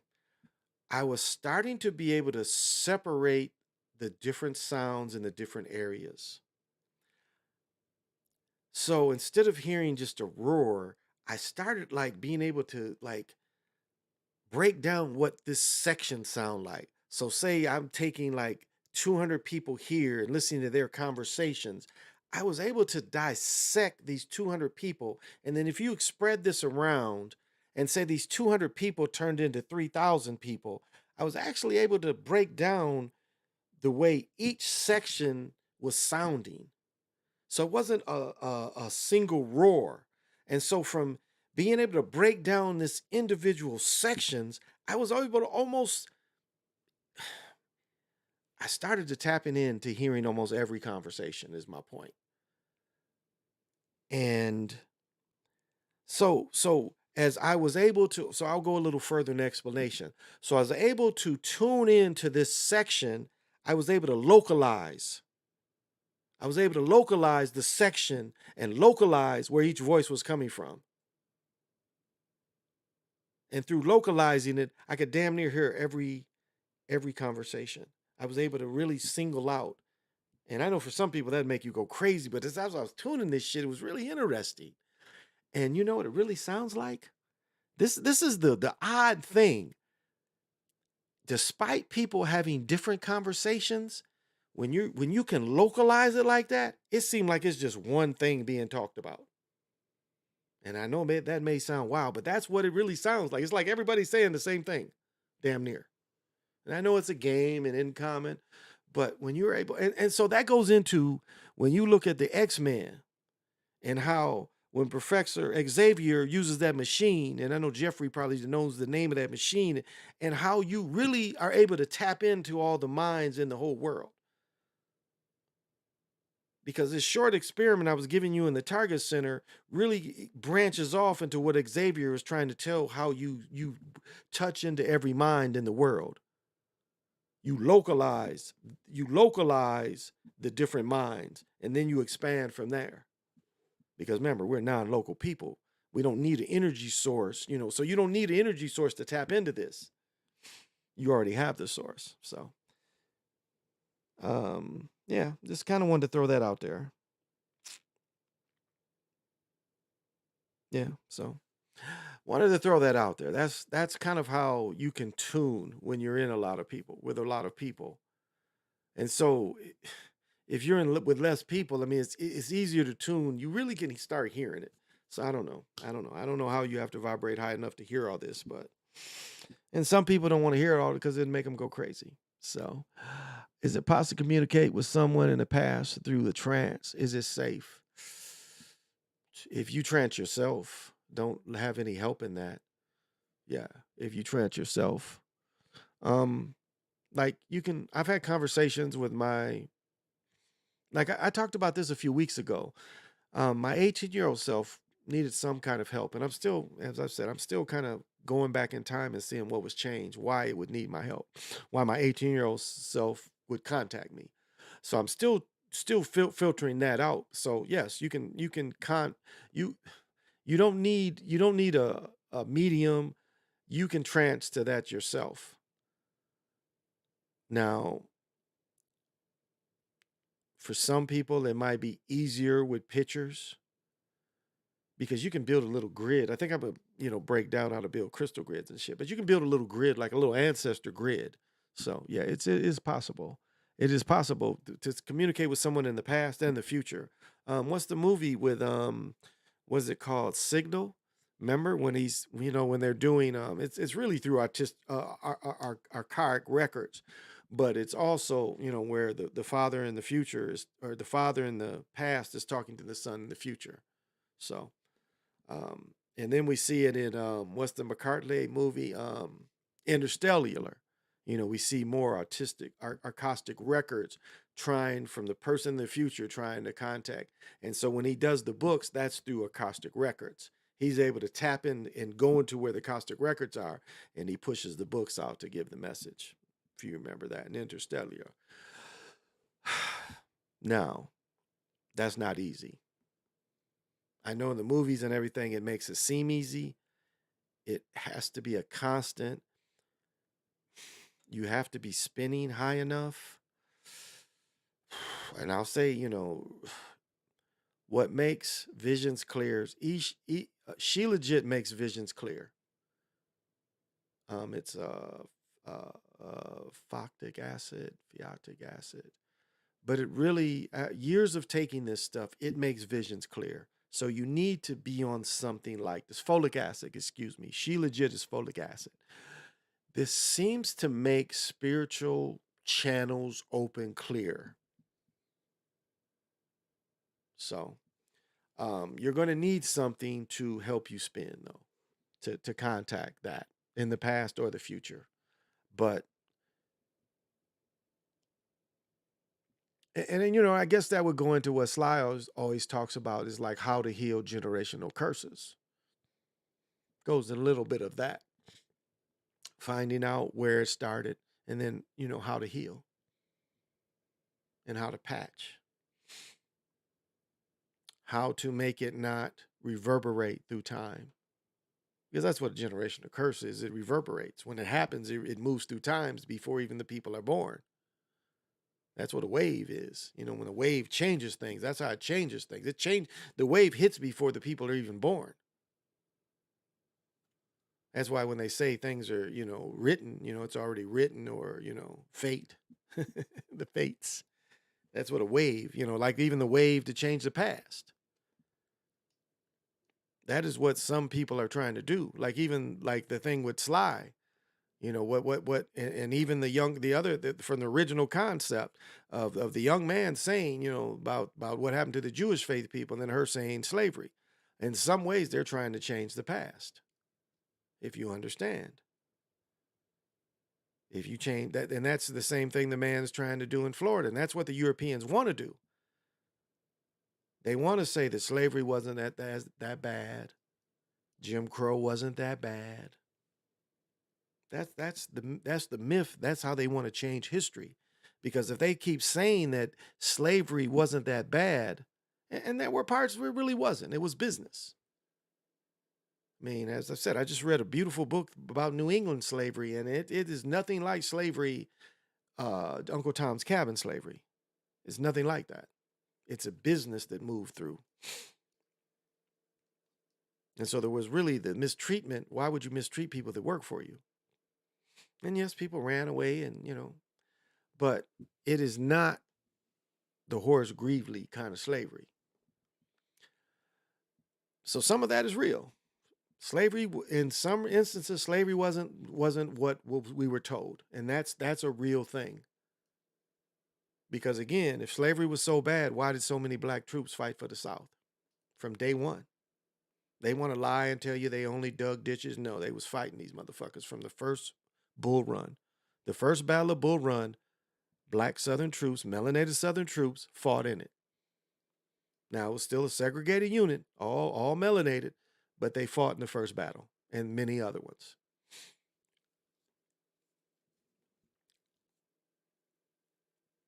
So that's part of the aim, is to change the past by putting a new narrative in it. And so the younger the people talk about this narrative, they carry the narrative into the future. So they've completely changed the past through this narrative. That's why Dane Calloway is positive and negative at the same time. I mean, my first dealing with him was a scam.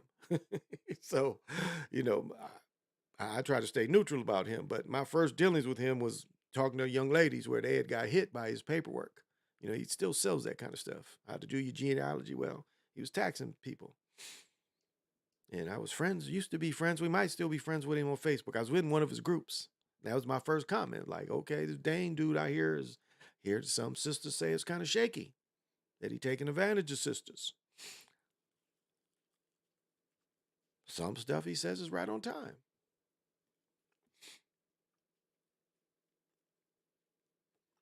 I don't need none of them to tell me who I am and who my people are. And I think that's the problem with a lot of people. You know, even Turtle Gang is my man, but he suffers through that.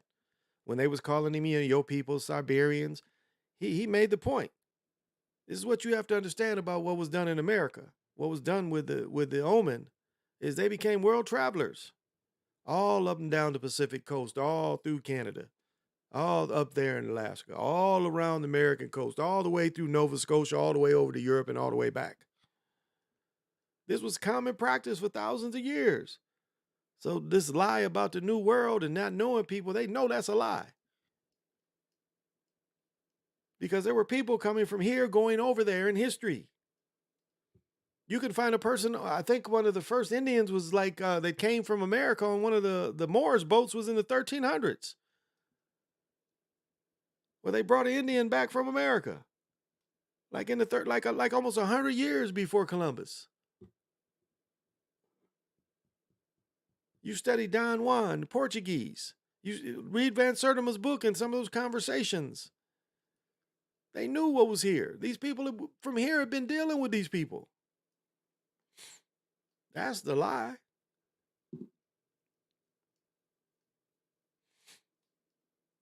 To say this was a new world, they never knew anything about this.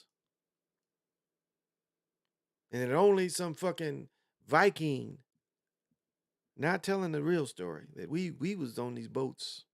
We went over there. We was in Iceland. We was in Newfoundland. And we went all the way to Europe. And they knew us. World traveling been around. We know the Chinese visited America. You can go to Mexico and you see some of these Mexicans that look Chinese. I dated a woman that looked Chinese. She was Mexican. And all her family, she'll tell you the story, all her family came from Mexico for 100 years. But you could see that she had some Chinese in her. Because when the Chinese came to the Pacific coast, that Genghis Khan story, Genghis Khan came through the Americas. There's no way he had a giant army. There's nothing there in the steppes. There's nothing. This has to be one of the biggest lies they ever told. If there was any kind of army, he had to come south. And he had to come through Russia, through Alaska, through Canada to really find something.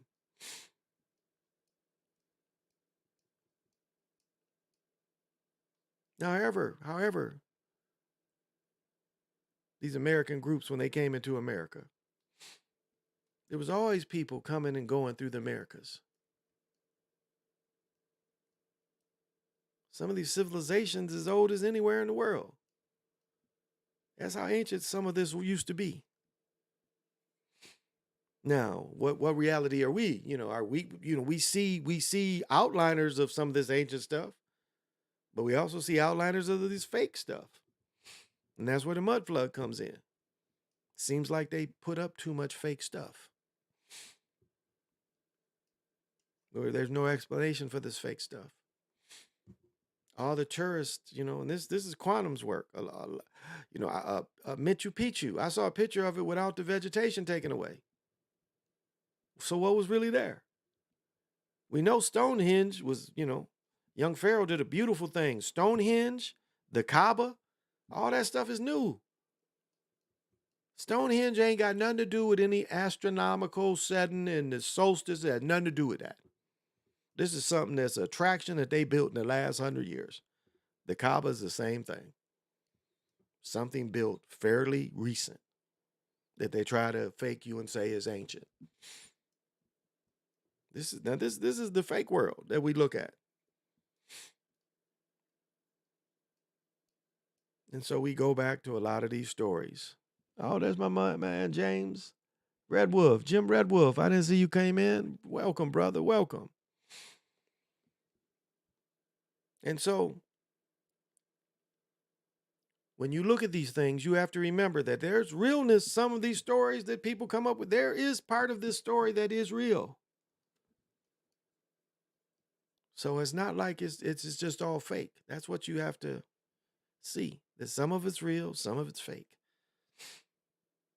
And some of these experiences that come to people, this is a reality generator. That's part of the me. Like when Sly was talking about them dog man stories and stuff, there's reality generators that can make this stuff and play on your fears. Where you think you are talking or seeing something, person could be in the same car with you and not see it. But you are seeing it. So something is generating that. It's not naturally being generated. It's the same way with this alien shit, where they can generate things that for you is real. But a person could be looking and like, man, I saw you was just walking, you went on your couch and you got off your couch and went into it. You didn't do none of that. But to the person, that could be real. They could be experiencing that. That's what this thing can do. That's part of the mind. This artificial thing, that's what it does. There are so many computer fake AI. Never take the jab. Generated pics on symbols and a bunch of the things. The new age is BS. It can shapeshift into anything it wants. That's like, you look at, and this is a little bit of Bomber's work, but Bomber said it right. It's like the people that are dragons are dragons inside. They don't need to shapeshift. Into, they're dragons inside. And they can make us, they can put a reality generator that makes them look like, we see what they want us to see instead of what the thing really is.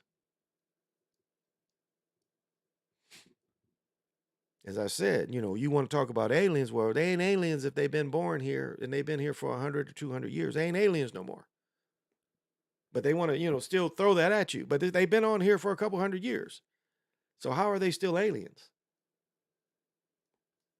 And then their love of gold. Gold is an alien. It's an alien metal from somewhere else. But yet the hunger for it is unreal. Gold fever is a motherfucker. You ain't got to be in a field to get gold fever. The way we look at all these people in entertainment, they definitely got gold fever. Seem like the first thing they do is when they get some money is they go buy a big chain.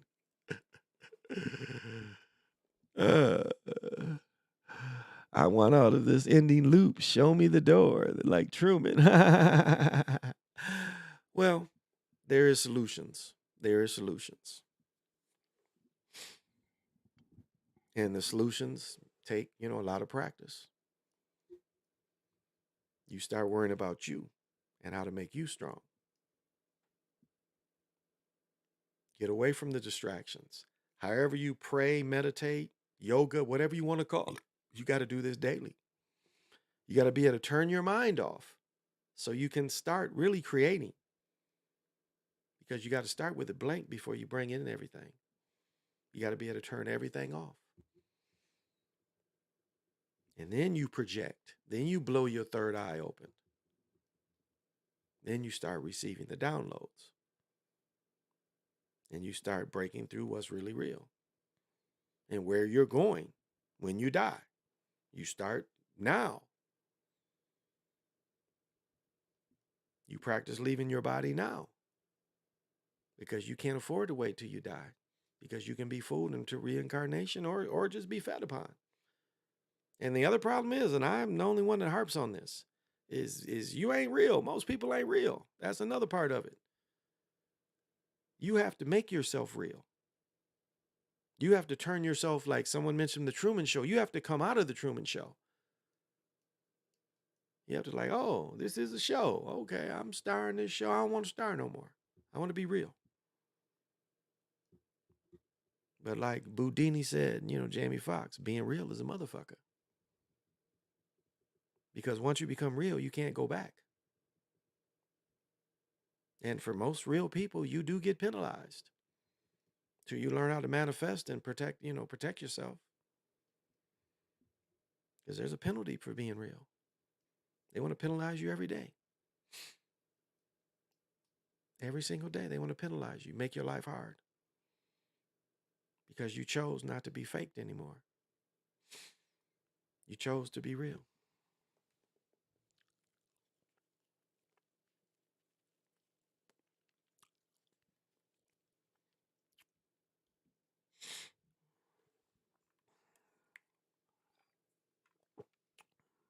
I think that was pretty good.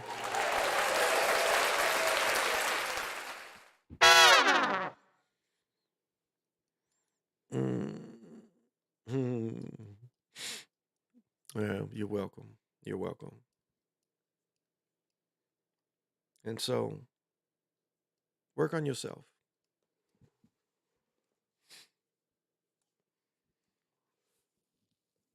Mm. I guess the third story I got to tell is really interesting. I like this $63 a gram. It was better at $50 a gram. A kilo of gold is 63,000. God damn. Wow.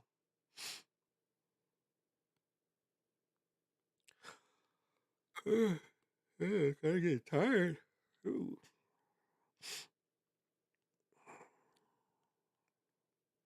How much are these damn things out of stock? How much is this? No, you don't need to know who I am. Oh, so Indian head gold. What is this? Gold $5 piece? $2,000. Wow. Check this out. So you can buy if you use crypto. So if you pay cash, it'll cost you $2,100 to get this $5 nickel head. If you use crypto, now this is some shit. If you use crypto, it's 2,197. So it's about $20 more. But if you use a credit card, they're charging you almost $100. If you use PayPal or a credit card, it's going to cost you $2,200. Wow. Wow. That is a big uptake. And this is saying buying 10 to 19. Oh, it's 1 ounce gold buffalo. And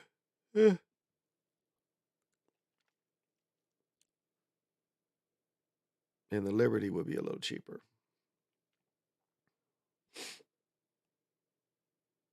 And then you can get this smaller one for $600. So Canadian ounces 2,000. So just some little things. Just some little things. How long I've been going? Oh, okay. Cool. Now I'm gonna be off tomorrow night. I'm probably gonna come on in the afternoon tomorrow, though. I don't really have a lot to do, so I'll be on tomorrow afternoon. So won't be on midnight. Gonna get some rest. My fiance was like, "Is any night you gonna come and when I go to bed, you gonna go to bed?" So you know how that goes. So, and tomorrow night, and then probably Friday night. So we'll see. But yeah, I won't be on tomorrow night, but I will do an afternoon show. So we're gonna go months every day. So even if I do 5-10 minutes, I'm gonna do something every day for months. We're just gonna keep this thing going. Gonna keep getting better, learn how to manipulate. I got both these screens up, so learn how to manipulate this stuff more and more, and try to.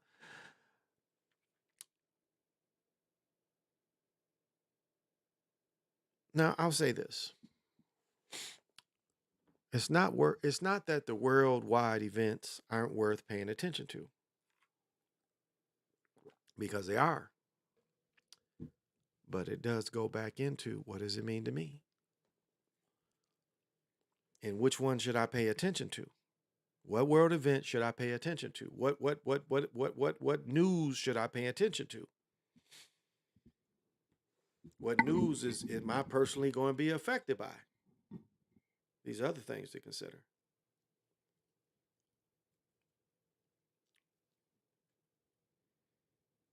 Because the fake thing is, there's news just for the sake of news. That's the fake part of it. It's like news for just for the sake of news. But what news really means something to you?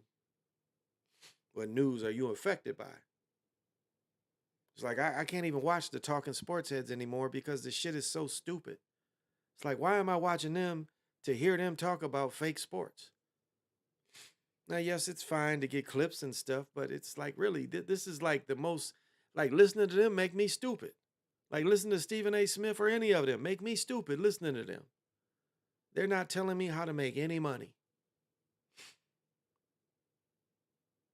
That's why I wake up and I don't watch TV, and I watch the business channel. I turn it on 1 o'clock on Charles Payne, 2 o'clock for everybody else. I start watching him. I start watching the money. I start watching things that are going to help me, personally help me.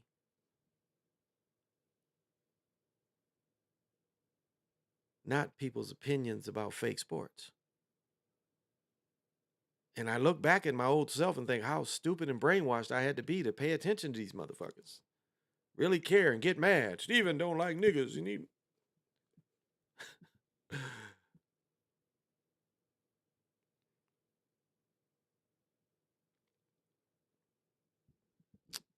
I mean, it's just it gets so ridiculous.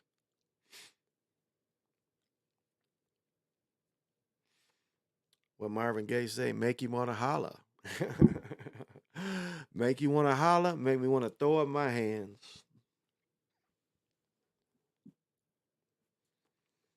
It's like I'm a joyful person. But yet when I go out in the world, I can't, if I see young people, especially young brothers, I can't smile. Like most young brothers, I don't smile.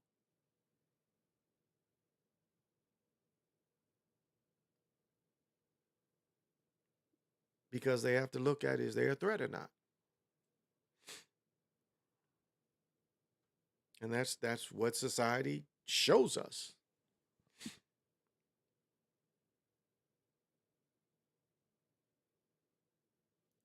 It's windy as shit outside. Now, I come across older brothers, they speak to me out of respect.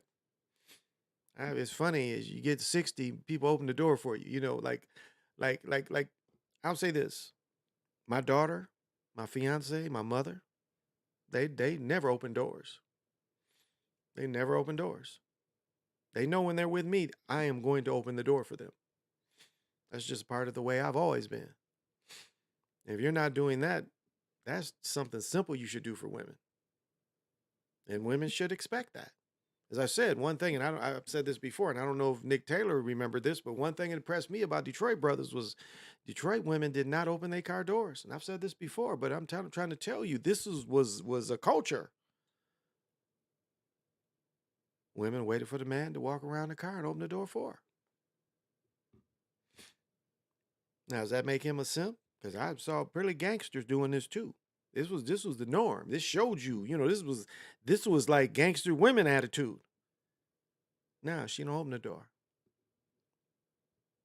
Dudes go to pick a woman up, get out the car, open the door, let her walk in the car. She don't open the door. Woman would never open the door. Somebody's always open the door for her. Brother pull in her driveway, pull in front of the house, walk around, open the car door. She walk in. It was a culture where women never opened the car door.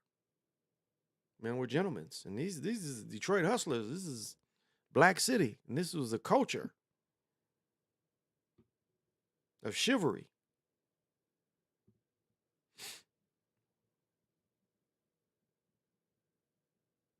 I mean, most people don't even like I had a guy stop me. I came out of a restaurant. He's like, wow, the way you treated those women. I was with my mother.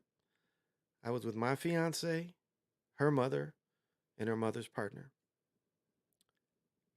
And when we went up to leave, I helped all three of them put their coats on. All three of them. Guy stopped me going out. He's like, wow, you helped each one of them put their coats on. He was like, I don't see that kind of thing anymore.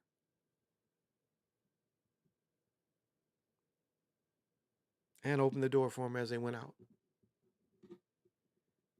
Pulling the seat out for a woman. When you're in a restaurant, How many of y'all still do that? When the waiter sits you and you're at a table and not at a booth, you pull the seat out for her. I mean, is that a thing? Do any of you young men do that anymore? Hey, what's good? Is that Carrie? Thank you for joining. Is that a thing anymore? Thing that using the Biden spell. I'm sorry, but is that something that you've ever even heard of? Most people don't even want to sit at their table for dinner, have a dining room table, and never sit there. My fiance, same way. She would sit there and sit on the sectional and eat dinner.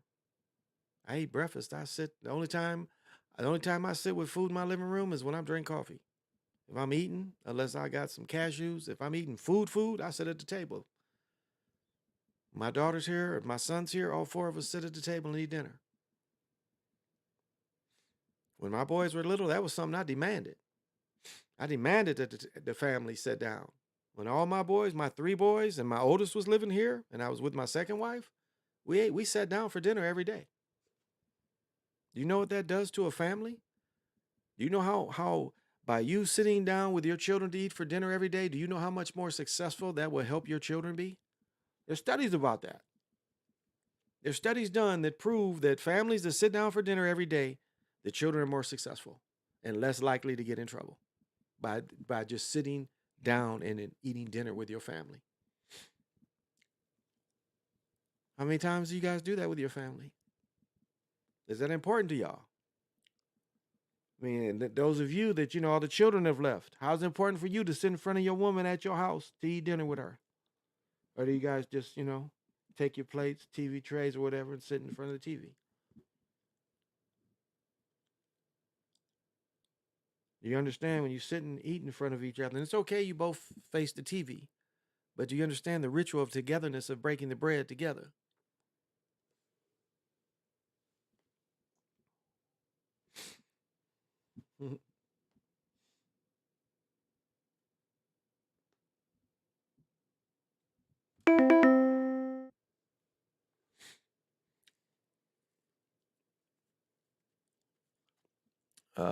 I need to do that all the time. But just be a gentleman. That's all. And don't it's like those of you that have daughters. You're showing what your daughter I'm showing my daughter. Like when I proposed to my fiance, my daughter was right there and I wanted her to see. And just like my 27-year-old son that's probably getting married in the next year or two, I wanted to show them how you still do it. You still find the perfect time when the family's around. You still get on one knee and you pledge yourself to that woman in front of your family. I did that in front of my daughter on purpose because I wanted her to accept nothing less. If a motherfucker don't come to her and do at least that, then that ain't the one for you. That's what I'm trying to show her. At 11 years old, I want her to have the idea that this is what you're going to do if you want me to marry you. You want me. You're going to do this in front of my family or in front of your family. You're going to do this for me. This is what I want in her mind. And to accept nothing less.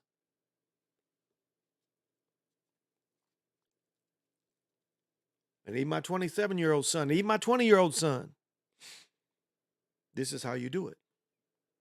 This ain't dead. This should still be done.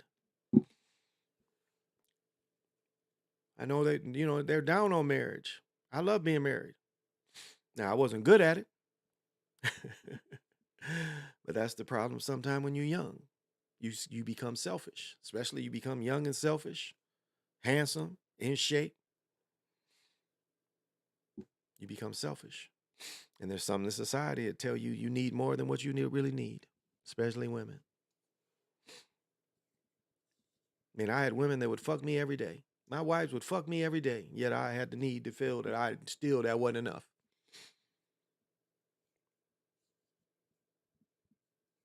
And what was wrong with me? I mean, I'd had 3 women for 10 years. Fuck all 3 of them damn near every day. Now, they weren't solid relationships, solid as I could keep for 10 years, but, that's a lot of up and downs. Being with her, being with her, being with her, a lot of up and downs. But why did I put them through that, and why did I even put myself through all that? There's a selfishness. Society told me that I need all these chicks. And I ain't successful unless I got all these chicks. That's what the ego says. Everyone I see, I got to see if I'm good enough to get her. That's what the ego says. Go talk to her. But see, as you get mature and you have everything that you need, what you learn is, yes, you can have her. I can look at someone and she looks at me, and I know the 3-second rule that if I come talk to her right now, I can have her. And I'm old enough to know I don't need her.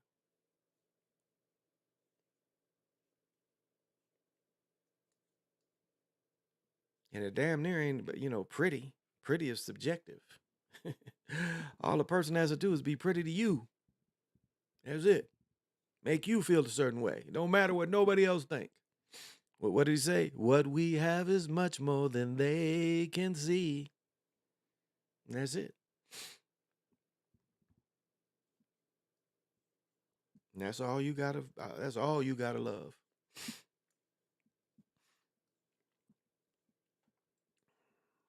But remember, if you follow ugly person home, ugly person is going to answer the door.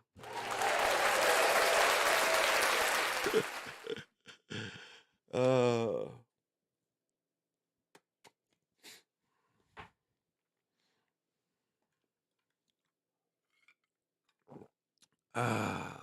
I have a question. What makes you a man, and how do you transition from being a young man to a grown man?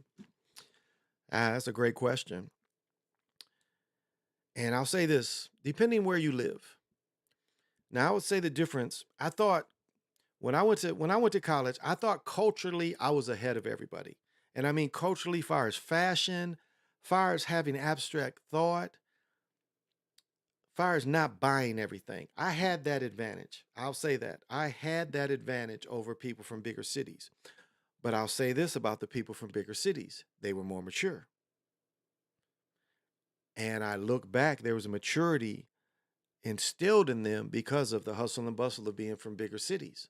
So I would say, depending where you're from, can control how mature you are about things. But let me tell you, this is for, and you're probably a little older than this, but some of the advice I got advice from a guy stayed with us. It was my cousin's dad, my cousin's girl.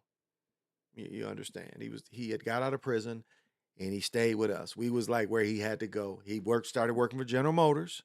So he'd go with my stepdad, work with General. My stepdad liked him. But he told me at 11 or 12, he said, look, save all the money you got now. So when you get 16, you'll be able to buy a car. And that was some of the best advice at that point I'd ever got. Now, to get back to your point of maturity, it really does take a man to raise a man in some aspects of pointing out certain things that only another man would know. Now, we have a society where we raised by women. A lot of people are raised by women. I was lucky enough to be raised by, my stepfather married my mother at 3 or 4 years old. So I was raised with 2-parent home. So given your situation,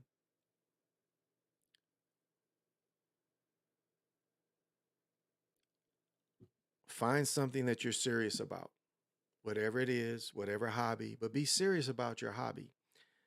And through that seriousness see if whatever, your aim can help you mature. Because maturity comes into continuation. These same habits every day. Consistency. That's what maturity turns into, how consistent you can be as you get older. It's like going to your job, paying your bills. So these are the kind of things that can help you mature. Having a solid relationship with a young woman, that's another way they can help you mature. And everything ain't got to be about you. Getting along with her parents, getting along with her family. Like when you're a young man, you start dating and going over to women's house. How do you get, how did you get along with her family? I mean, these are things that set you up for the future. And if you were the kind of guy that dated when you were in school and got along with other people's family, that's more likely going to continue as you go, you have adult relationships. But that's my best advice is find something you're serious about that you can be dedicated to, because I don't see any other way to mature other than dedication and continuous practice and good habits. That's the best advice I could say is start getting good habits. Financial habits, how you get along with society habits, consistency. That shows maturity is being consistent. So whatever you love, try to be consistent about it. If you have a girlfriend, be consistent, be caring. But if you're not and you're just a single person, find a passion and be consistent with that passion. Now, don't nobody come back and say, well, I'm a mass murderer and I'm consistently mass murdering people. And you said if I was consistent, I could keep mass murdering people. No, I'm not saying that. I'm just saying find something you're serious about. Be consistent about it. Be dedicated to it. And through this dedication, you'll find a good worth ethic. And you'll find people that look at you in a mature way. And that's kind of, the mindset. The mindset of other people look at you as mature. And that helps you. Because even though if you're shaky in some parts, if your persona shows that you're mature, and that's how you start. And again, it's mentors help. Mentors help. And you never know when you find mentors. I had a mentor that was only a few years older than me, but yet he saw the potential of, my detail. He appreciated it. And not knowing that his interest in me is within 3 months, I was running what he was doing just by my interests that I showed daily, my consistency of paying attention to the product every day. So the reason I ask is because I am 20 and I want to be a man. And it's a good start. At 20, again, you should be working, you should be going to school. Be consistent at these things. If you're working, be consistent in it. If you're doing something you don't like, be consistent in finding something else that you do like. But that's what a man is. A man is consistent. So that's the best example. And be nice to people. Don't settle, Like my son had a funky girlfriend. And I told him, I said, just because of relationship with your mom, I said, you don't have to take a lot of bullshit. So I don't say don't use our relationship as an example for you being mistreated. So, I don't know if I overstepped my boundaries with him but it was just that's what I was viewing. But he's in a much better place now. So, but 20 is great. But just that, work on yourself. Work on being consistent.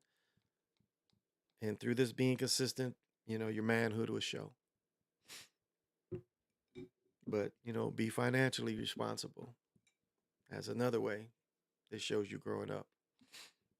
Pay your bills on time. It's another way to be responsible and mature. And if you're going to college, get the work done on time. And I'll say, junior college is a great way to go because there's still junior colleges that show individual skills like trades. And that's a good part of junior colleges is there's still trades taught in certain junior colleges. So, and most time, like my daughter is already taking, probably going to graduate with her associate's degree next year. And so she'll just need 2 years. And my daughter's getting into a program where they're going to let her skip her master's and go straight to the PhD.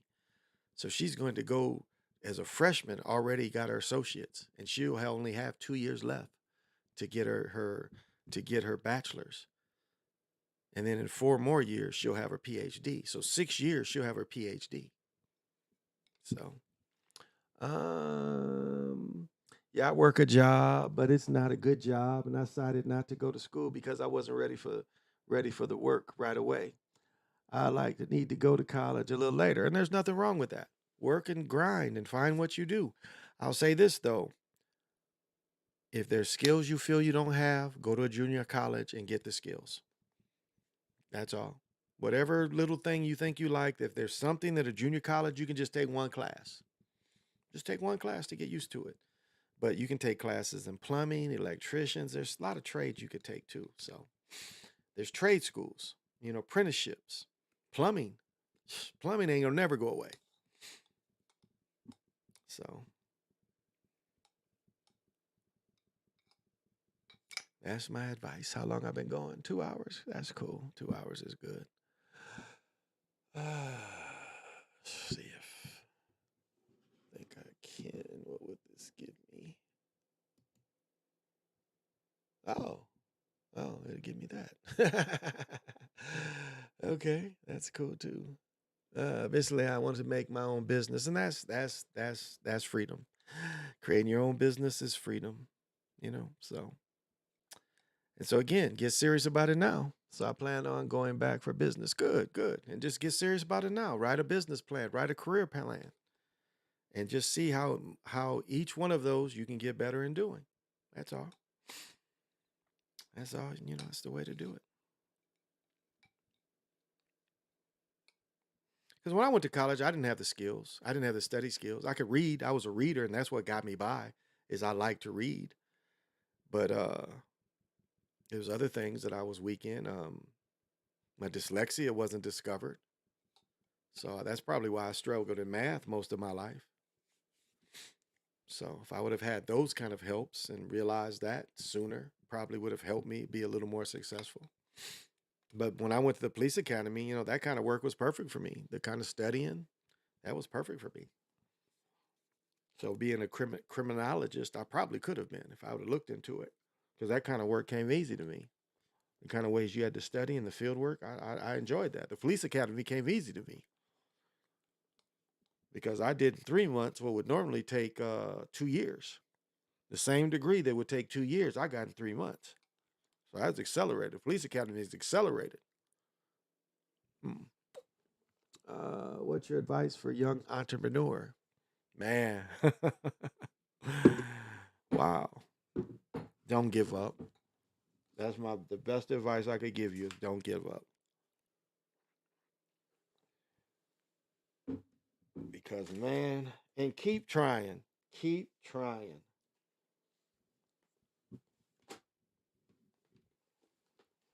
Don't give up and keep trying is the best advice I could give you.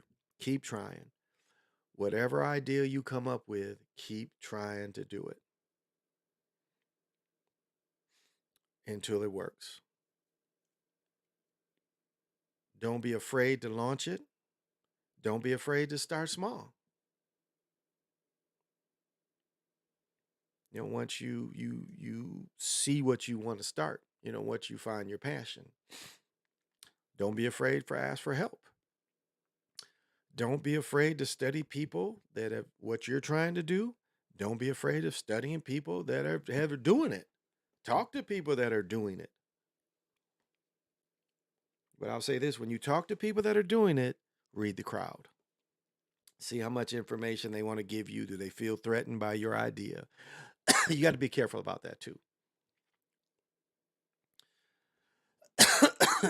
Because some people will be jealous of you wanting to start your thing. And there are people out there that are haters that you want to start your thing. So, read the crowd when you ask for advice. That's what I'll give you. But look at it. And this is the thing too. Look at it how your business would look if it was successful. Write down how it would look if you were successful. So, okay, if I'm selling this or I'm doing this, this is my business plan and this is how I look at success of this business plan. Then once you do that, write off graphs, write off uh um I'm old man and I'm tired and I'm old man, but we'll write off of branches. That's the word I'm looking for. Write out branches. So you come up with so you come up with your idea what it's going to look like successful and running, and then write off all the branches of how to make that happen and the things that you've got to do to get to those points. because there's a success story that you see there, but there's also branches of how you get to that point. So look at it how it looks successful, but realistically look at all the branches that it would take to make it successful. It's the best advice I could give you. I live in upstate New York. I can interview some local business owners. Good, good, good. Yeah, that's a great idea. That's a great idea. And if you know people that are doing their own business in your family, that's another great idea. I mean, yeah, I'll hold that. I'll hold that. Sly would probably say it, but I'm not gonna say. I'll hold that because I'm not gonna give that any life, any life. Mm.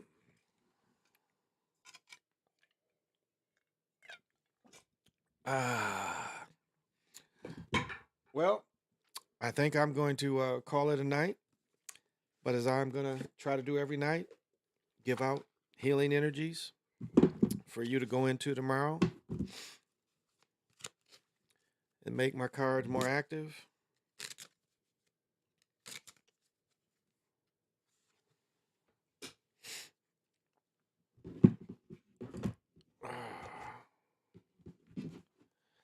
So the card tonight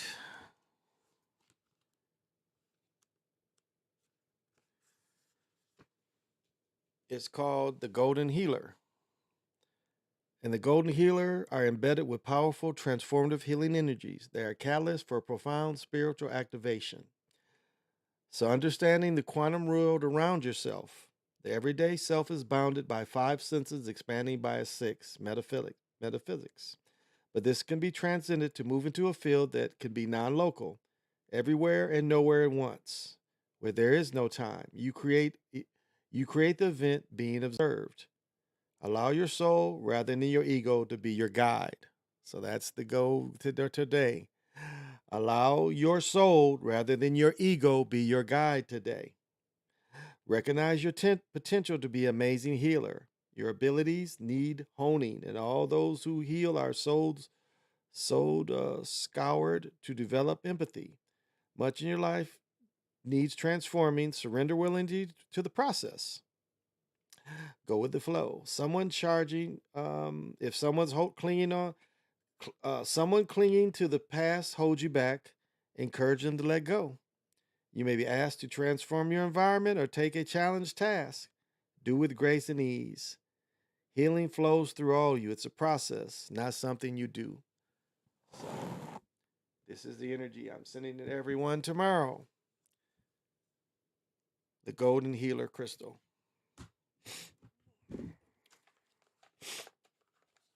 Ah.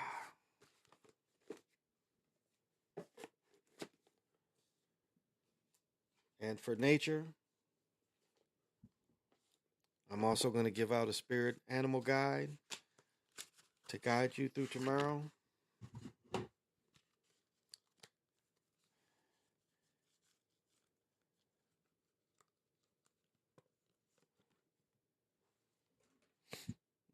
That one. That's the first one I got. All right.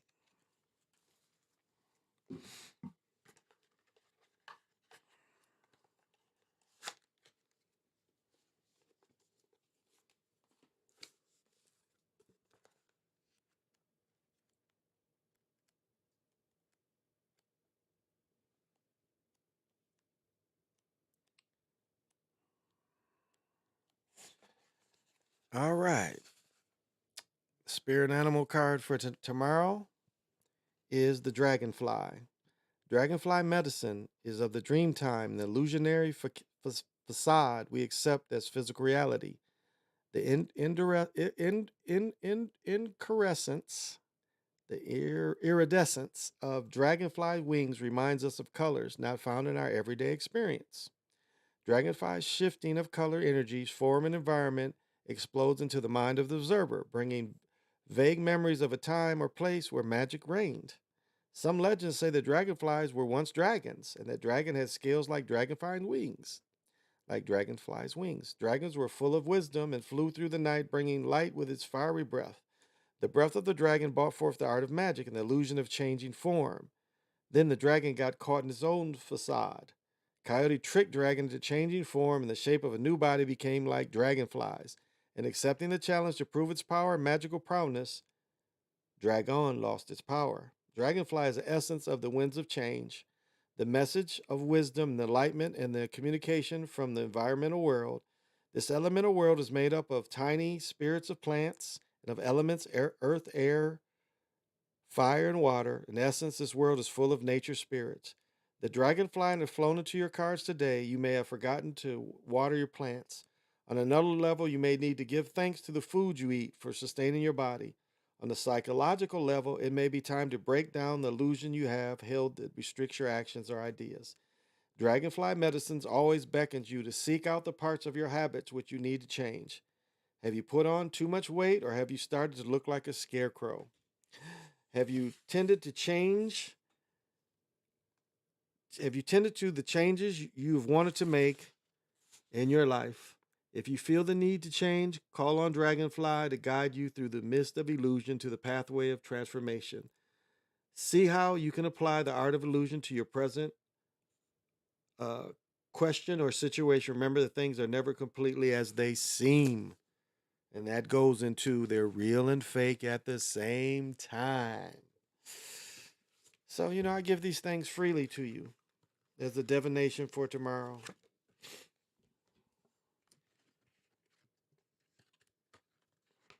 And so this helps if you need to listen to it again to kind of remember what I said about it as your day goes by.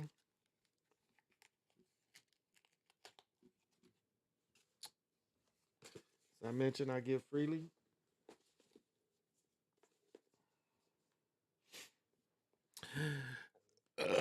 Excuse me. Oh, clock just says getting my bedtime reminder. Ooh.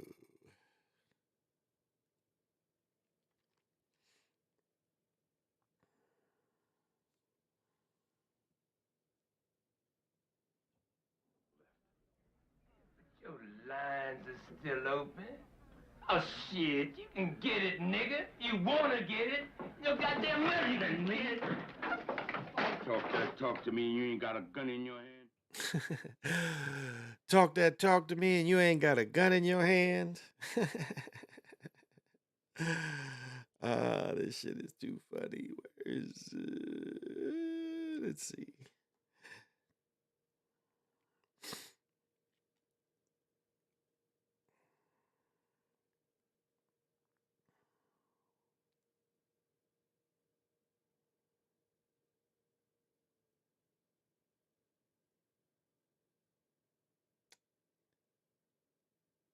Damn, I like too many things.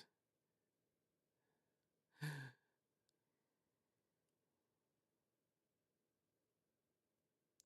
gonna have to look up here. I don't care. I don't care. Well, standing ovation. Thank you, everyone. Thank you, everyone, for coming. For me being able to share my heartbeat with you. Thank you for listening to me.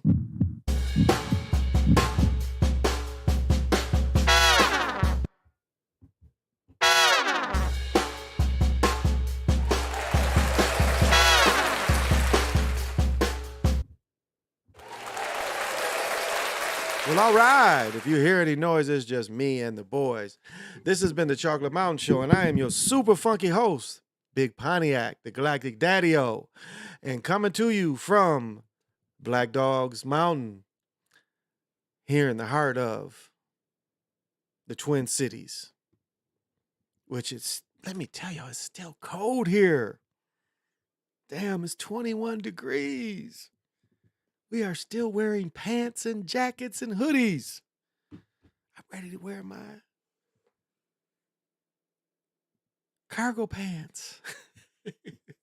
I just hope everybody, I just hope y'all joyful. I hope you can laugh at yourself. That you don't take yourself so serious that you can't look in the mirror and just like, And when you full of shit, you know you full of shit, but you still give your rap out. You know, like I'm full of shit, but I'm gonna see if they go for it. Oh, where did I put the motherfucker down? It's here somewhere. So yeah, that's about it. I might come on 9, 10. I don't know. I might get up and just come on. So I won't be here to midnight tomorrow. Taking tomorrow night off, but sometime tomorrow during the day. So this has been the Chocolate Mountain Show. I've been your super funky host, Aid Wind.